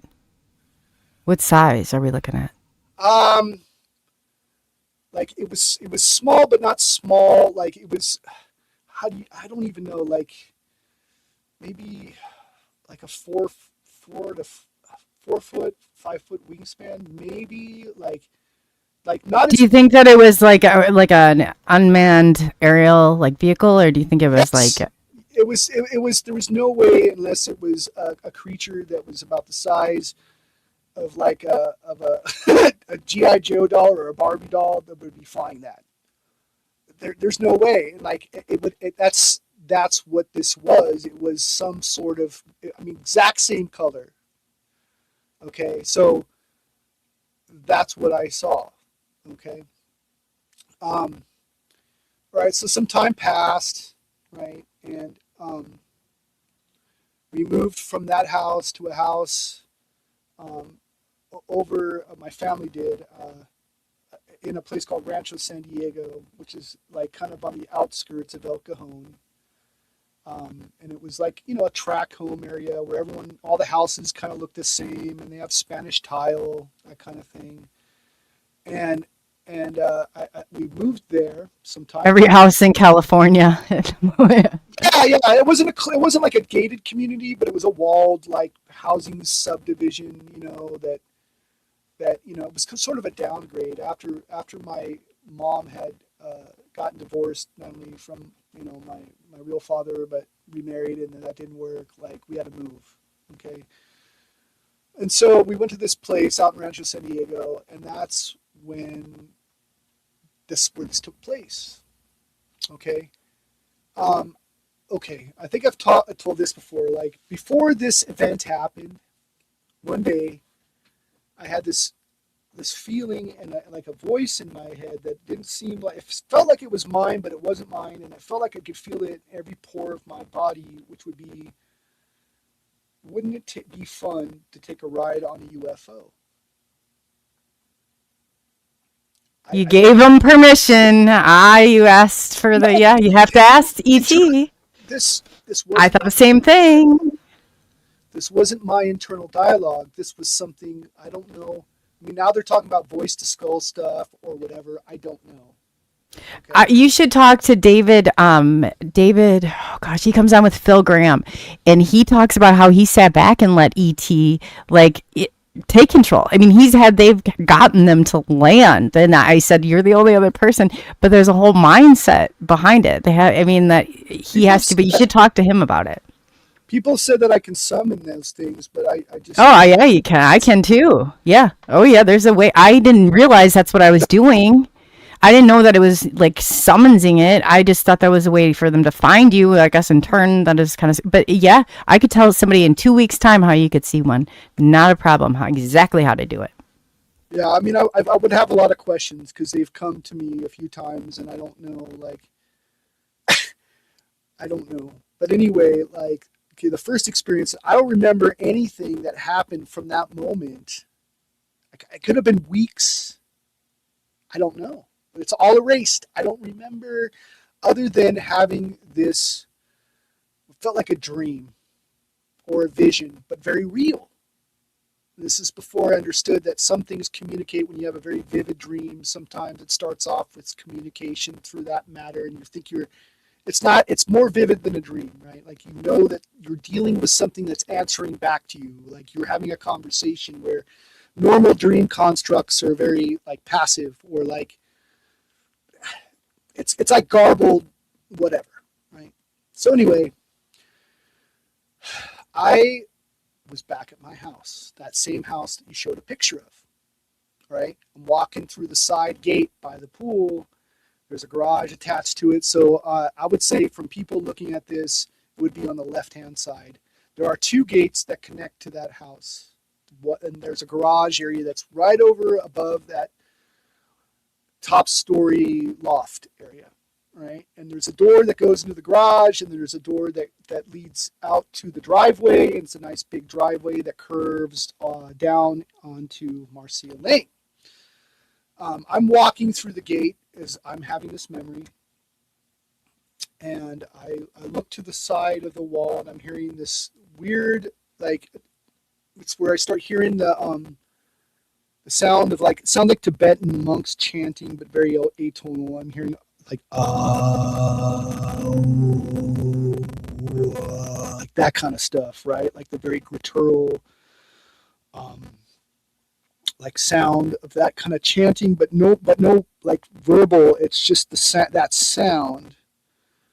And I see, like, I look towards the garage, and I see what looks like a transparent face of a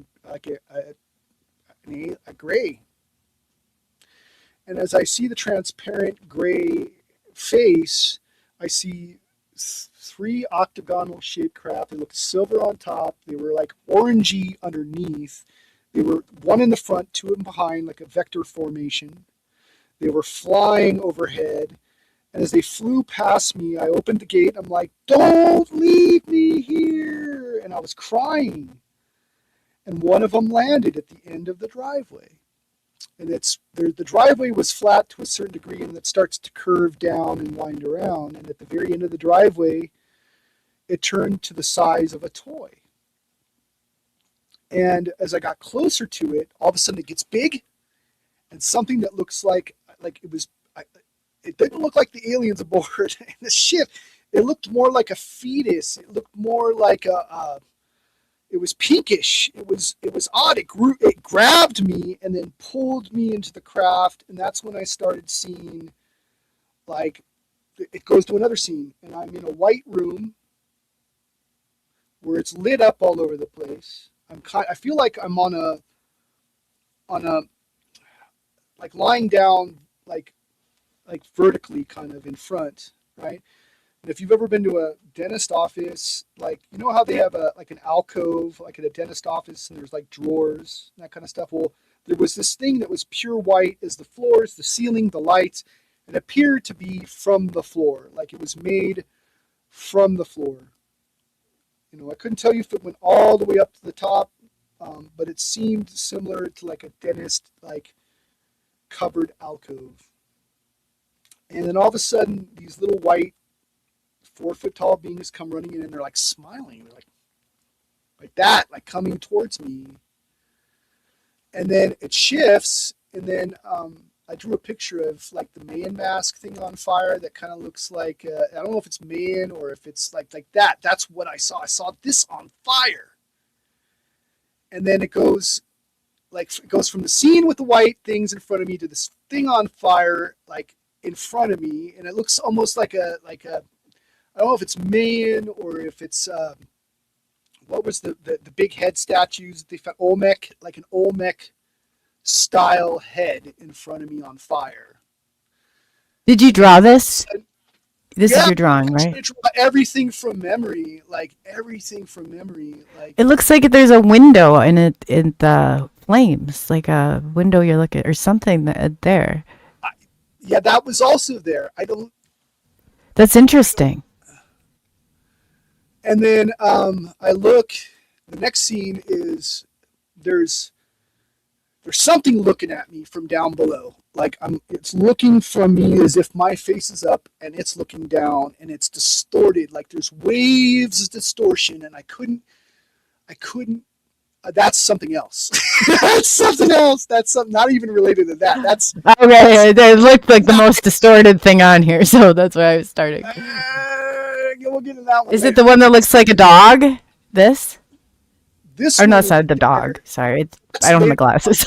We're skipping ahead a little bit right now because that's Okay, just tell me what you. I'm not going to put any more up there until you tell me which one it is. was. It's okay. It's all right. I mean, we're giving a preview. It's okay. It's a preview. Okay. So it's looking down at me like this, right? And I get the feeling like this thing isn't happy with me, but I don't know why. During this period of time, throughout this period of time, I'm feeling this headache, like something is slammed like a sledgehammer to my head, like really hard, like pain, right? And then I start seeing like wires and hoses and weird things, like doing things, and I'm not sure what that is or have any reference point to these hoses and wires, and like then everything goes black, but I'm conscious, right? And I'm aware that I'm conscious, but it's completely black, like black. So in this room that I'm in, that I was staying in, it was a 3-bedroom house. You know, everything was kind of connected in the bedroom area. Like there's the master bedroom where my mom slept. There's the room that I stayed in, which is sort of a TV room. And not this house. That's God, I'm bad at this. I am just bad at this. No, go ahead. Take a picture of that house too, so that you guys would know. But Monteview Court. That's what I remember the name now. Monteview Court was the street. That's the house. So, and then I have my sister's room, which was like, you know, another room. And my room basically was the TV room. All right. So, but it had a couch. As you walk in, it's a double doors. There's a couch to my left. There's a window facing west. There's a like a love seat there. There's a little table with a light. There's on the other side to the right, there is like a bookshelf / where you stash your clothes with drawers that was built there. And then there's a TV stand with a, you know, TV there. And then that's closer to the doors. Well, I'm on the couch and I'm sleeping with my leg, because I slept on the couch, like whatever. I liked the couch at the time. And I slept with my feet facing the east window. I had a pillow over my head. As I wake up, I mean, literally, like I'm holding the pillow over my head. And as I wake up and I gain like vision, I can't move, but then there's an alien, or I call him a time life alien because that was my only reference point, sort of a grayish white entity with its hand up, and it looks like a brown satchel to its side. And as I regain consciousness... That's not a picture I'm supposed to pull up, right? Just tell me when I pull up the next one. Or it is? At some point to show you guys, but no, but we'll get to that picture here in a moment. Okay, I'll wait for you, but as soon as you're ready, because I'm not picking up on the cues, just be like, put the picture up this. I'll do it. Yeah, sure. So as it disappears, it starts to like disappear like it was never in existence. And then I wake up and I'm like, man, like headache. I remember it felt like I don't know how to explain it. Like somebody had hit me in the head, like a concussion, right? Or a baseball bat or a sledgehammer to the head right here. Like my head, like felt like my brain, like there was something wrong with my brain. I don't know what's going on. Yeah, you know.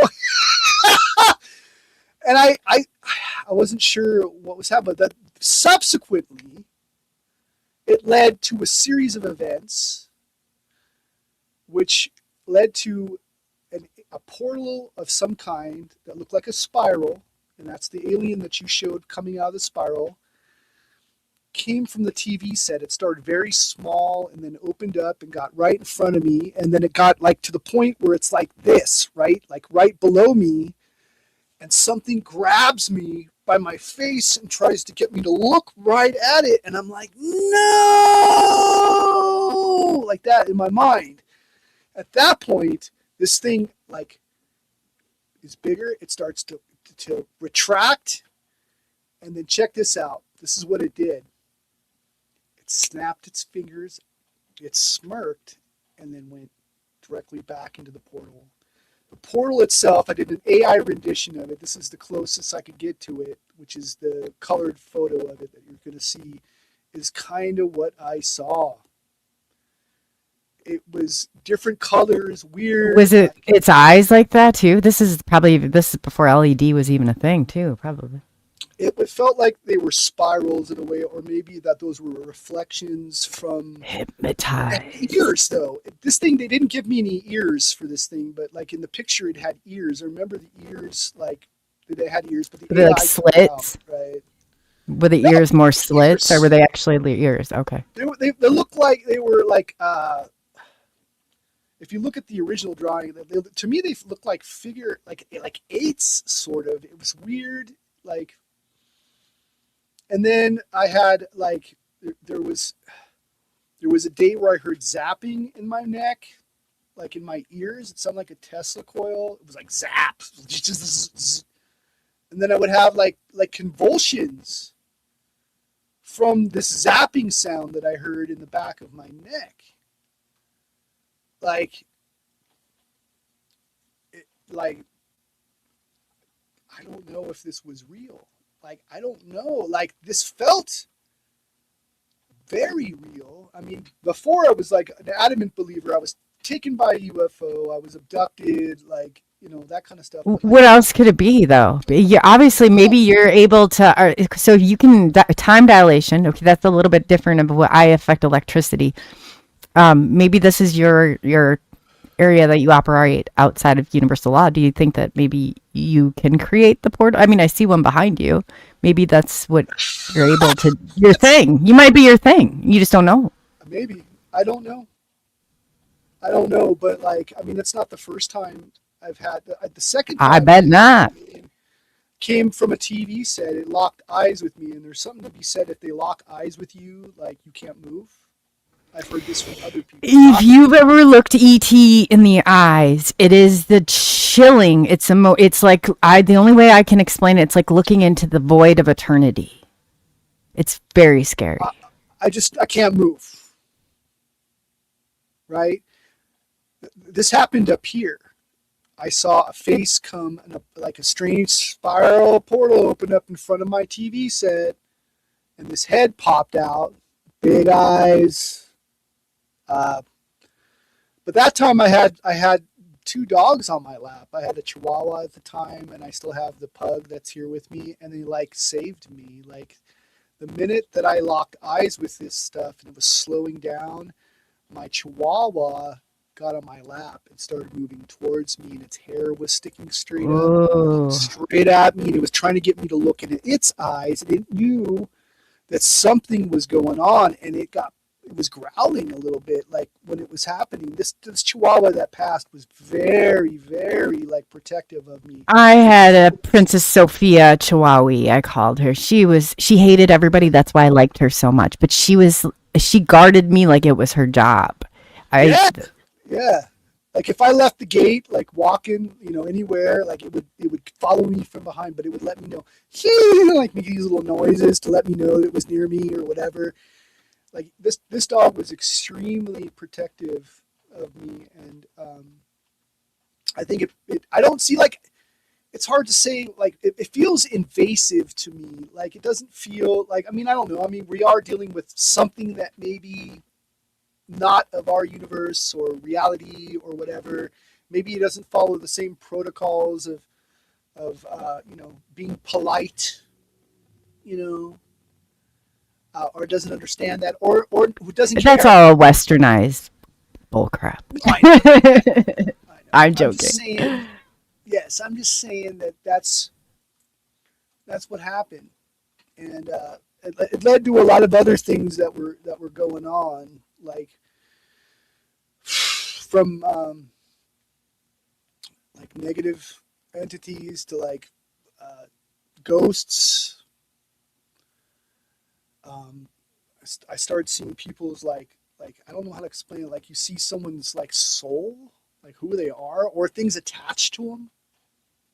Oh yeah. Whether it be an ancestor or an angel or like stuff, like when you've been around people that have done forms of left hand path stuff, they also have entities on them, or people that have done other forms of esotericism through invoking or evoking, like they sometimes have a lot of beings around them, and I've Oh, seen I that kind hate of that stuff part of too. it. Yeah.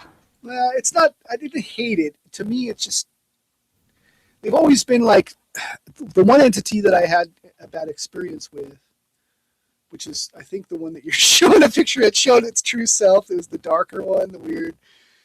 Like it didn't start off looking like that until the end of the. Which picture do you want me to pull up? Uh, This one, the scribbles.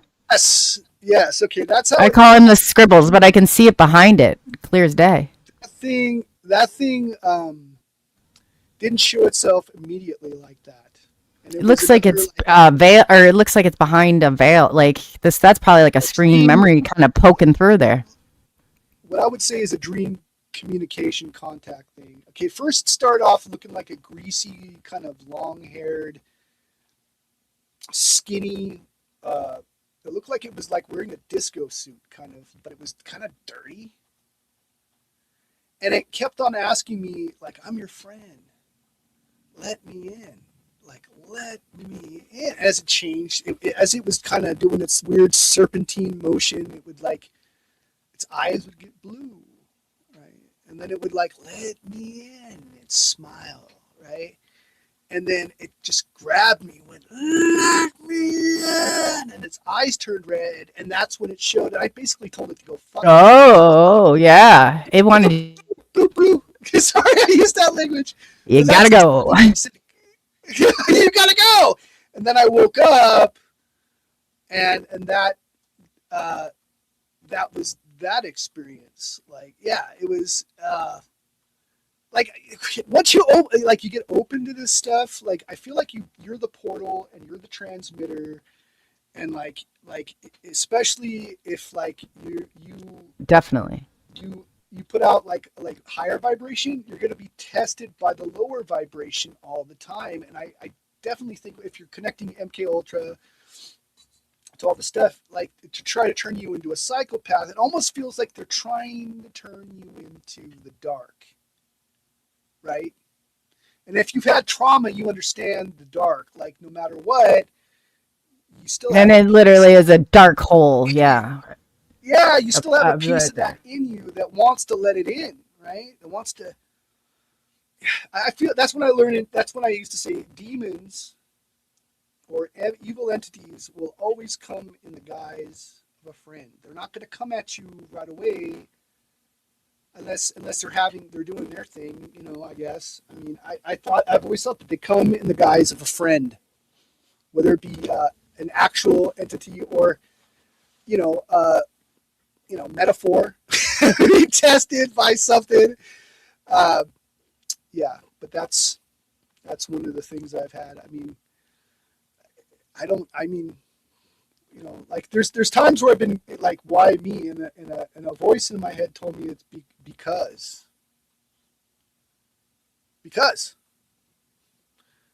Isn't that so? Everybody will be like, well, why you? Well, I don't know. That's a great question. Why me and not you? Like, like it's not, the hell if I know, it has to be somebody. Because you were chosen to be the antibody to the mind virus. That's why. And for whatever reason, there's something there. Unfortunately, I got drug into this. You were chosen to become aware. I have a big mouth. And it's like, well, why? And it is what it is. Yeah, how many times did they use that on us and going, well, it is, sometimes you have to accept it just without any, but it is hard to accept. You're in half the time a zoo. People in this chat, I bet, can understand this very much so. And then they're like, oh, we are just a tiny speck in the universe. I don't believe that. I think we're the center of the universe. I think we are the experiment the rest of the universe can see at some point, Portals. I think we are the portals. Mm-hmm. I think we are For sure. the conscious manifestors of some of these things. Not to say that there aren't things that know how to manipulate it or can change shape or that's why I thought the inversion, we could test the inversion out. And I think we're creators. We're making this. It's only going to get weirder. And then you think of the influence with AI and the programming, you're going to go to wonky. And like, we're taking it there. I really think we are taking it there. Either that or we're just able to talk to one another more openly about it now. One of the two. That's a possibility also. Are there places what the ancients would call places of power, where the consciousness manifests with a place that defies the laws of physics or bends them? Does that make sense? Is some of these creatures flesh and blood, or are some of these manifestations that become spontaneous? Are some of them shape changers or elemental vortexes of conscious energy? I don't know. I mean, there's a lot of people who say they know, but do we really know? I don't know. I really don't know. I wish I had the answers. I don't have answers. All I have is like my memories and my stories. We're not, but we're going to find out this next year. This next year is when it's going to get really weird. They're pinging. Yeah, people are pinging one another. Groups are going to come together. I couldn't be more certain of this is going to happen in the next year. Yeah. Buckle up. Yeah.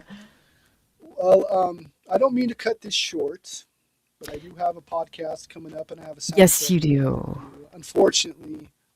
And you're going to come back on Tuesday with Dr. Clutch, yes. And you have Monsters Inc. Jennifer. Let me pull that up real quick here.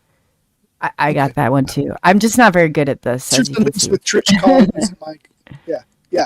So that's coming up at 3 p.m. if people want to join us. But 3 p.m. what time Central Standard Time or? You're Pacific, so right? 3, 4, 5, I believe, Central Standard Time, and then 6 o'clock Eastern Standard Time. So I usually go from 3 p.m. to 6 p.m. East. We go on for a couple hours. We're trying to shorten it up based on people's ability to handle. So that the interview will be there like firsthand, first with Mike and Trish, and then we're gonna go into some like events that have happened in the news. We'll be talking about everything from like the current state of what's going on in the conflict to like some alien stuff to the strange TikTok like influencer that was like cutting himself up and weird shit. I'm sorry. I keep on remembering that I can't cuss. I'm sorry. I hope you don't get cut. No, that's okay. We're on our last leg over on Amazon Prime anyway. I haven't made a full show. If we made it this far, I'm going to be surprised. Amazon.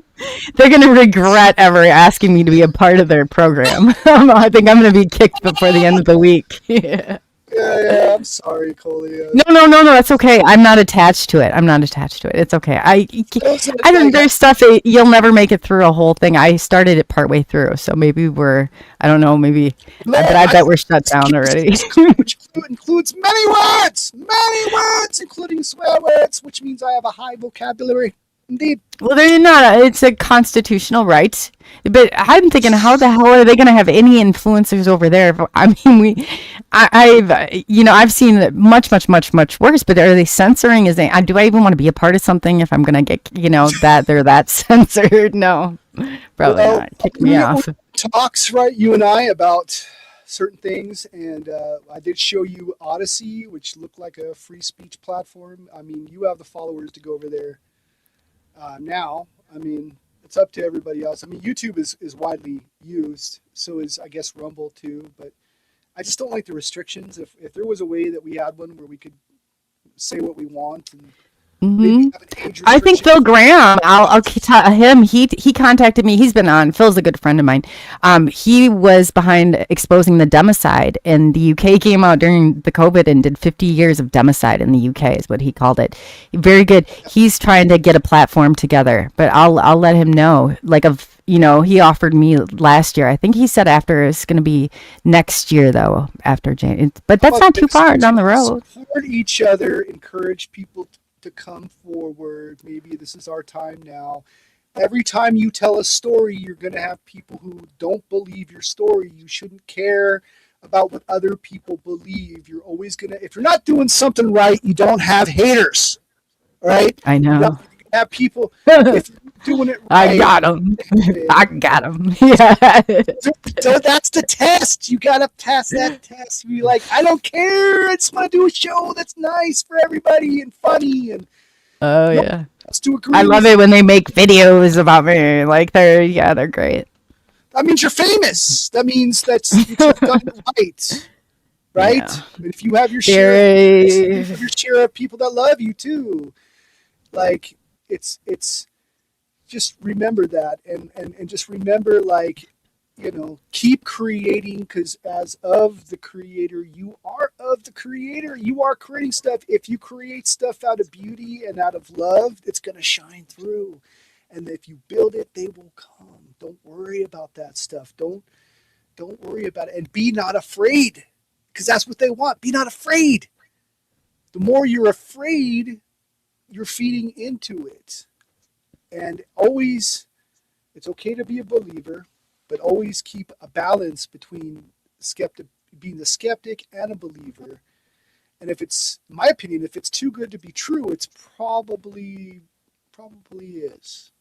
But with every extraordinary tale, it does require some proof. Unfortunately, some of these things that have not only happened to me, but to others happen so quickly that you sometimes forget to turn on a camera, or you don't have time to do that, or it's...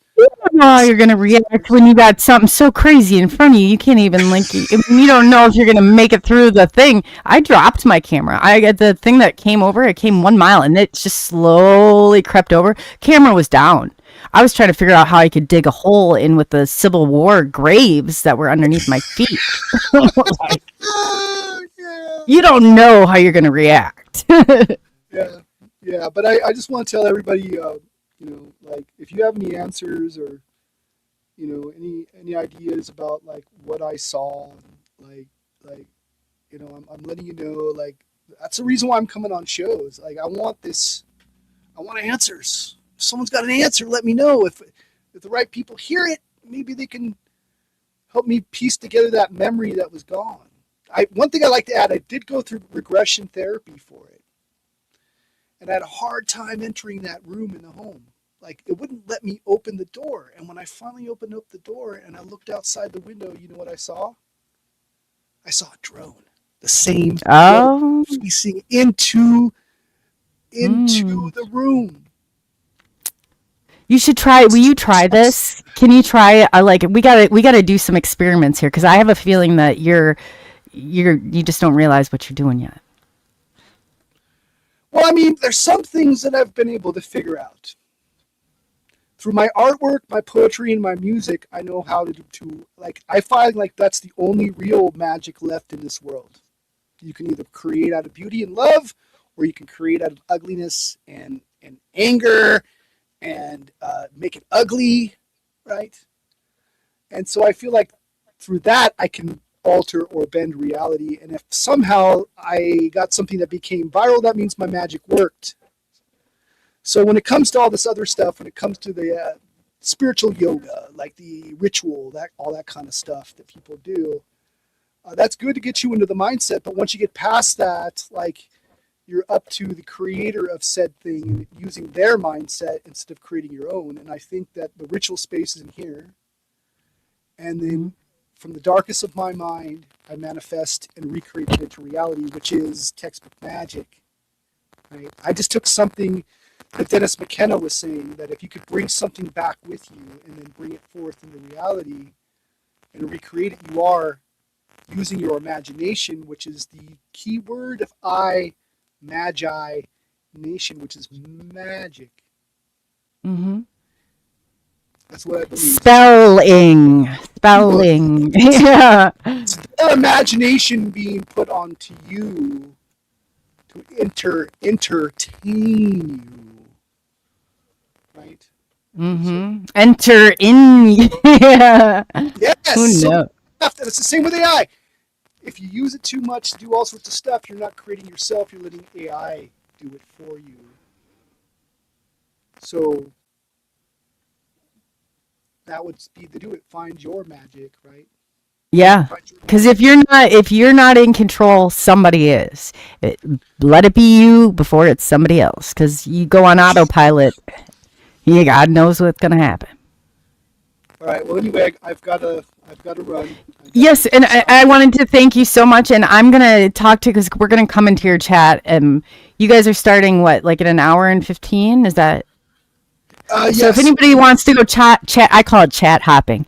We're gonna meet in Mojoe's chat, and we are let's go invade it. Let's go show them some SNX ground crew love. So there, let's do it.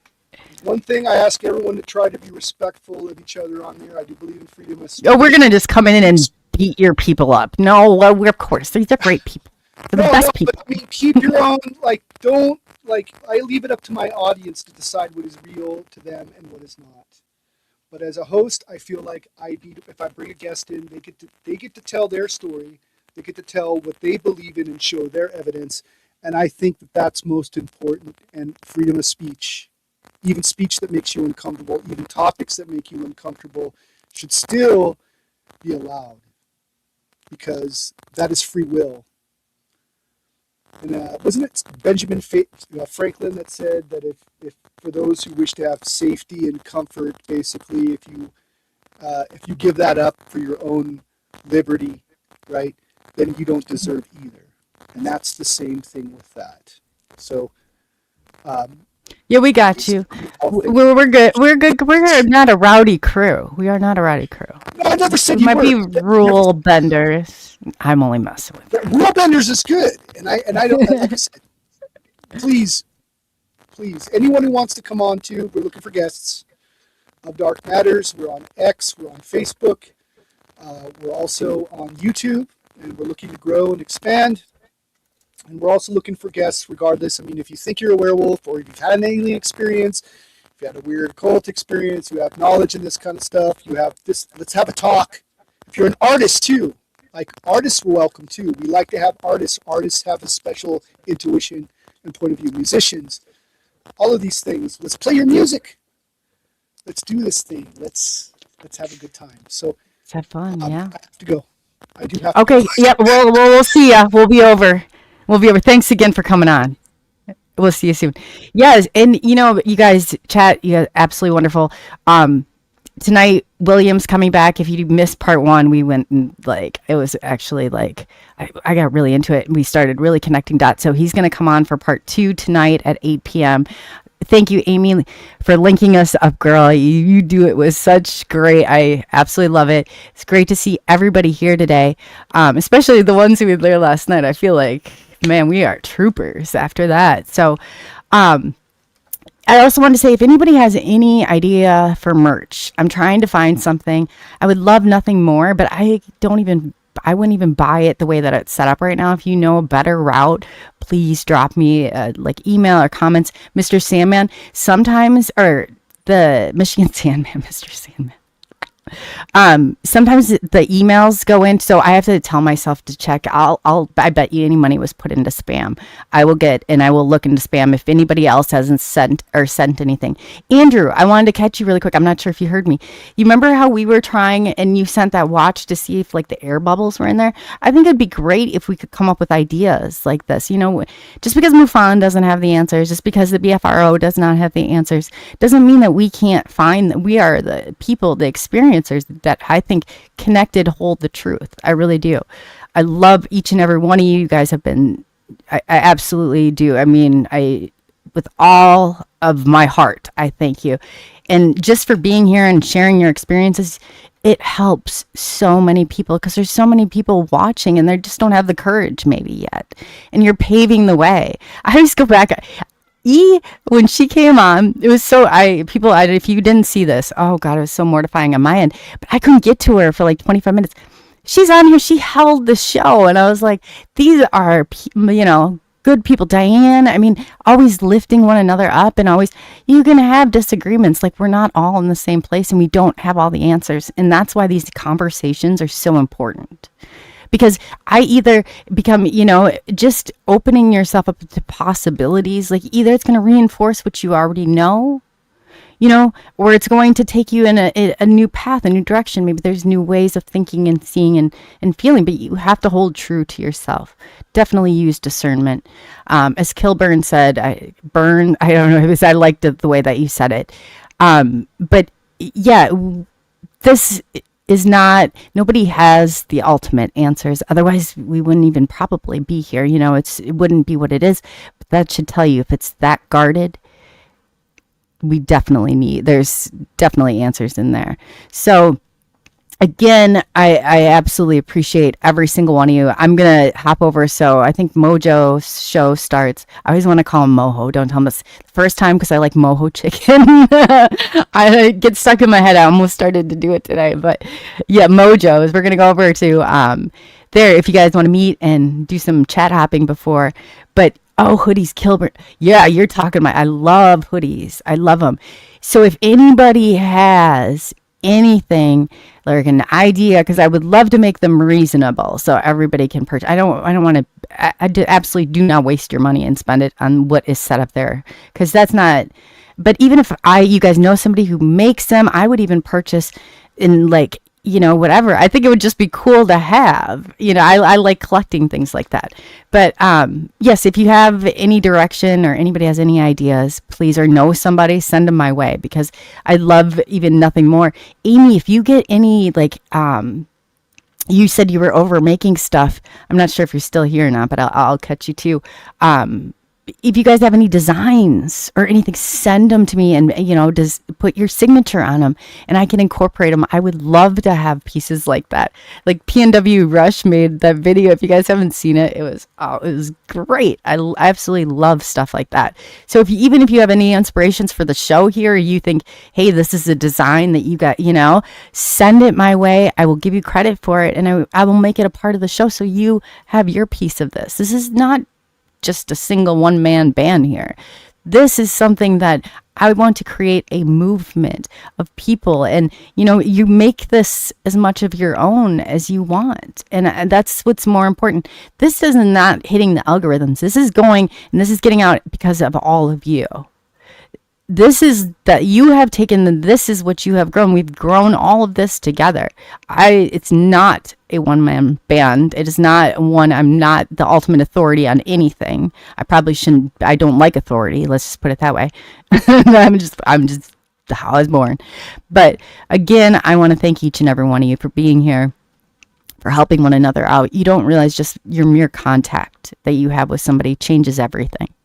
Your mere breath you take every day changes something. So it's my honor and my privilege to be along on this journey with each and every one of you. So thank you for taking the journey into the unknown.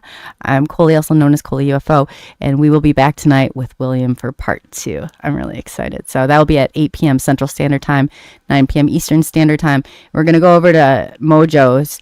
And he's not saying that to you guys. He gets nervous, I think, when he thinks I'm gonna ruffle the. He'll get over it.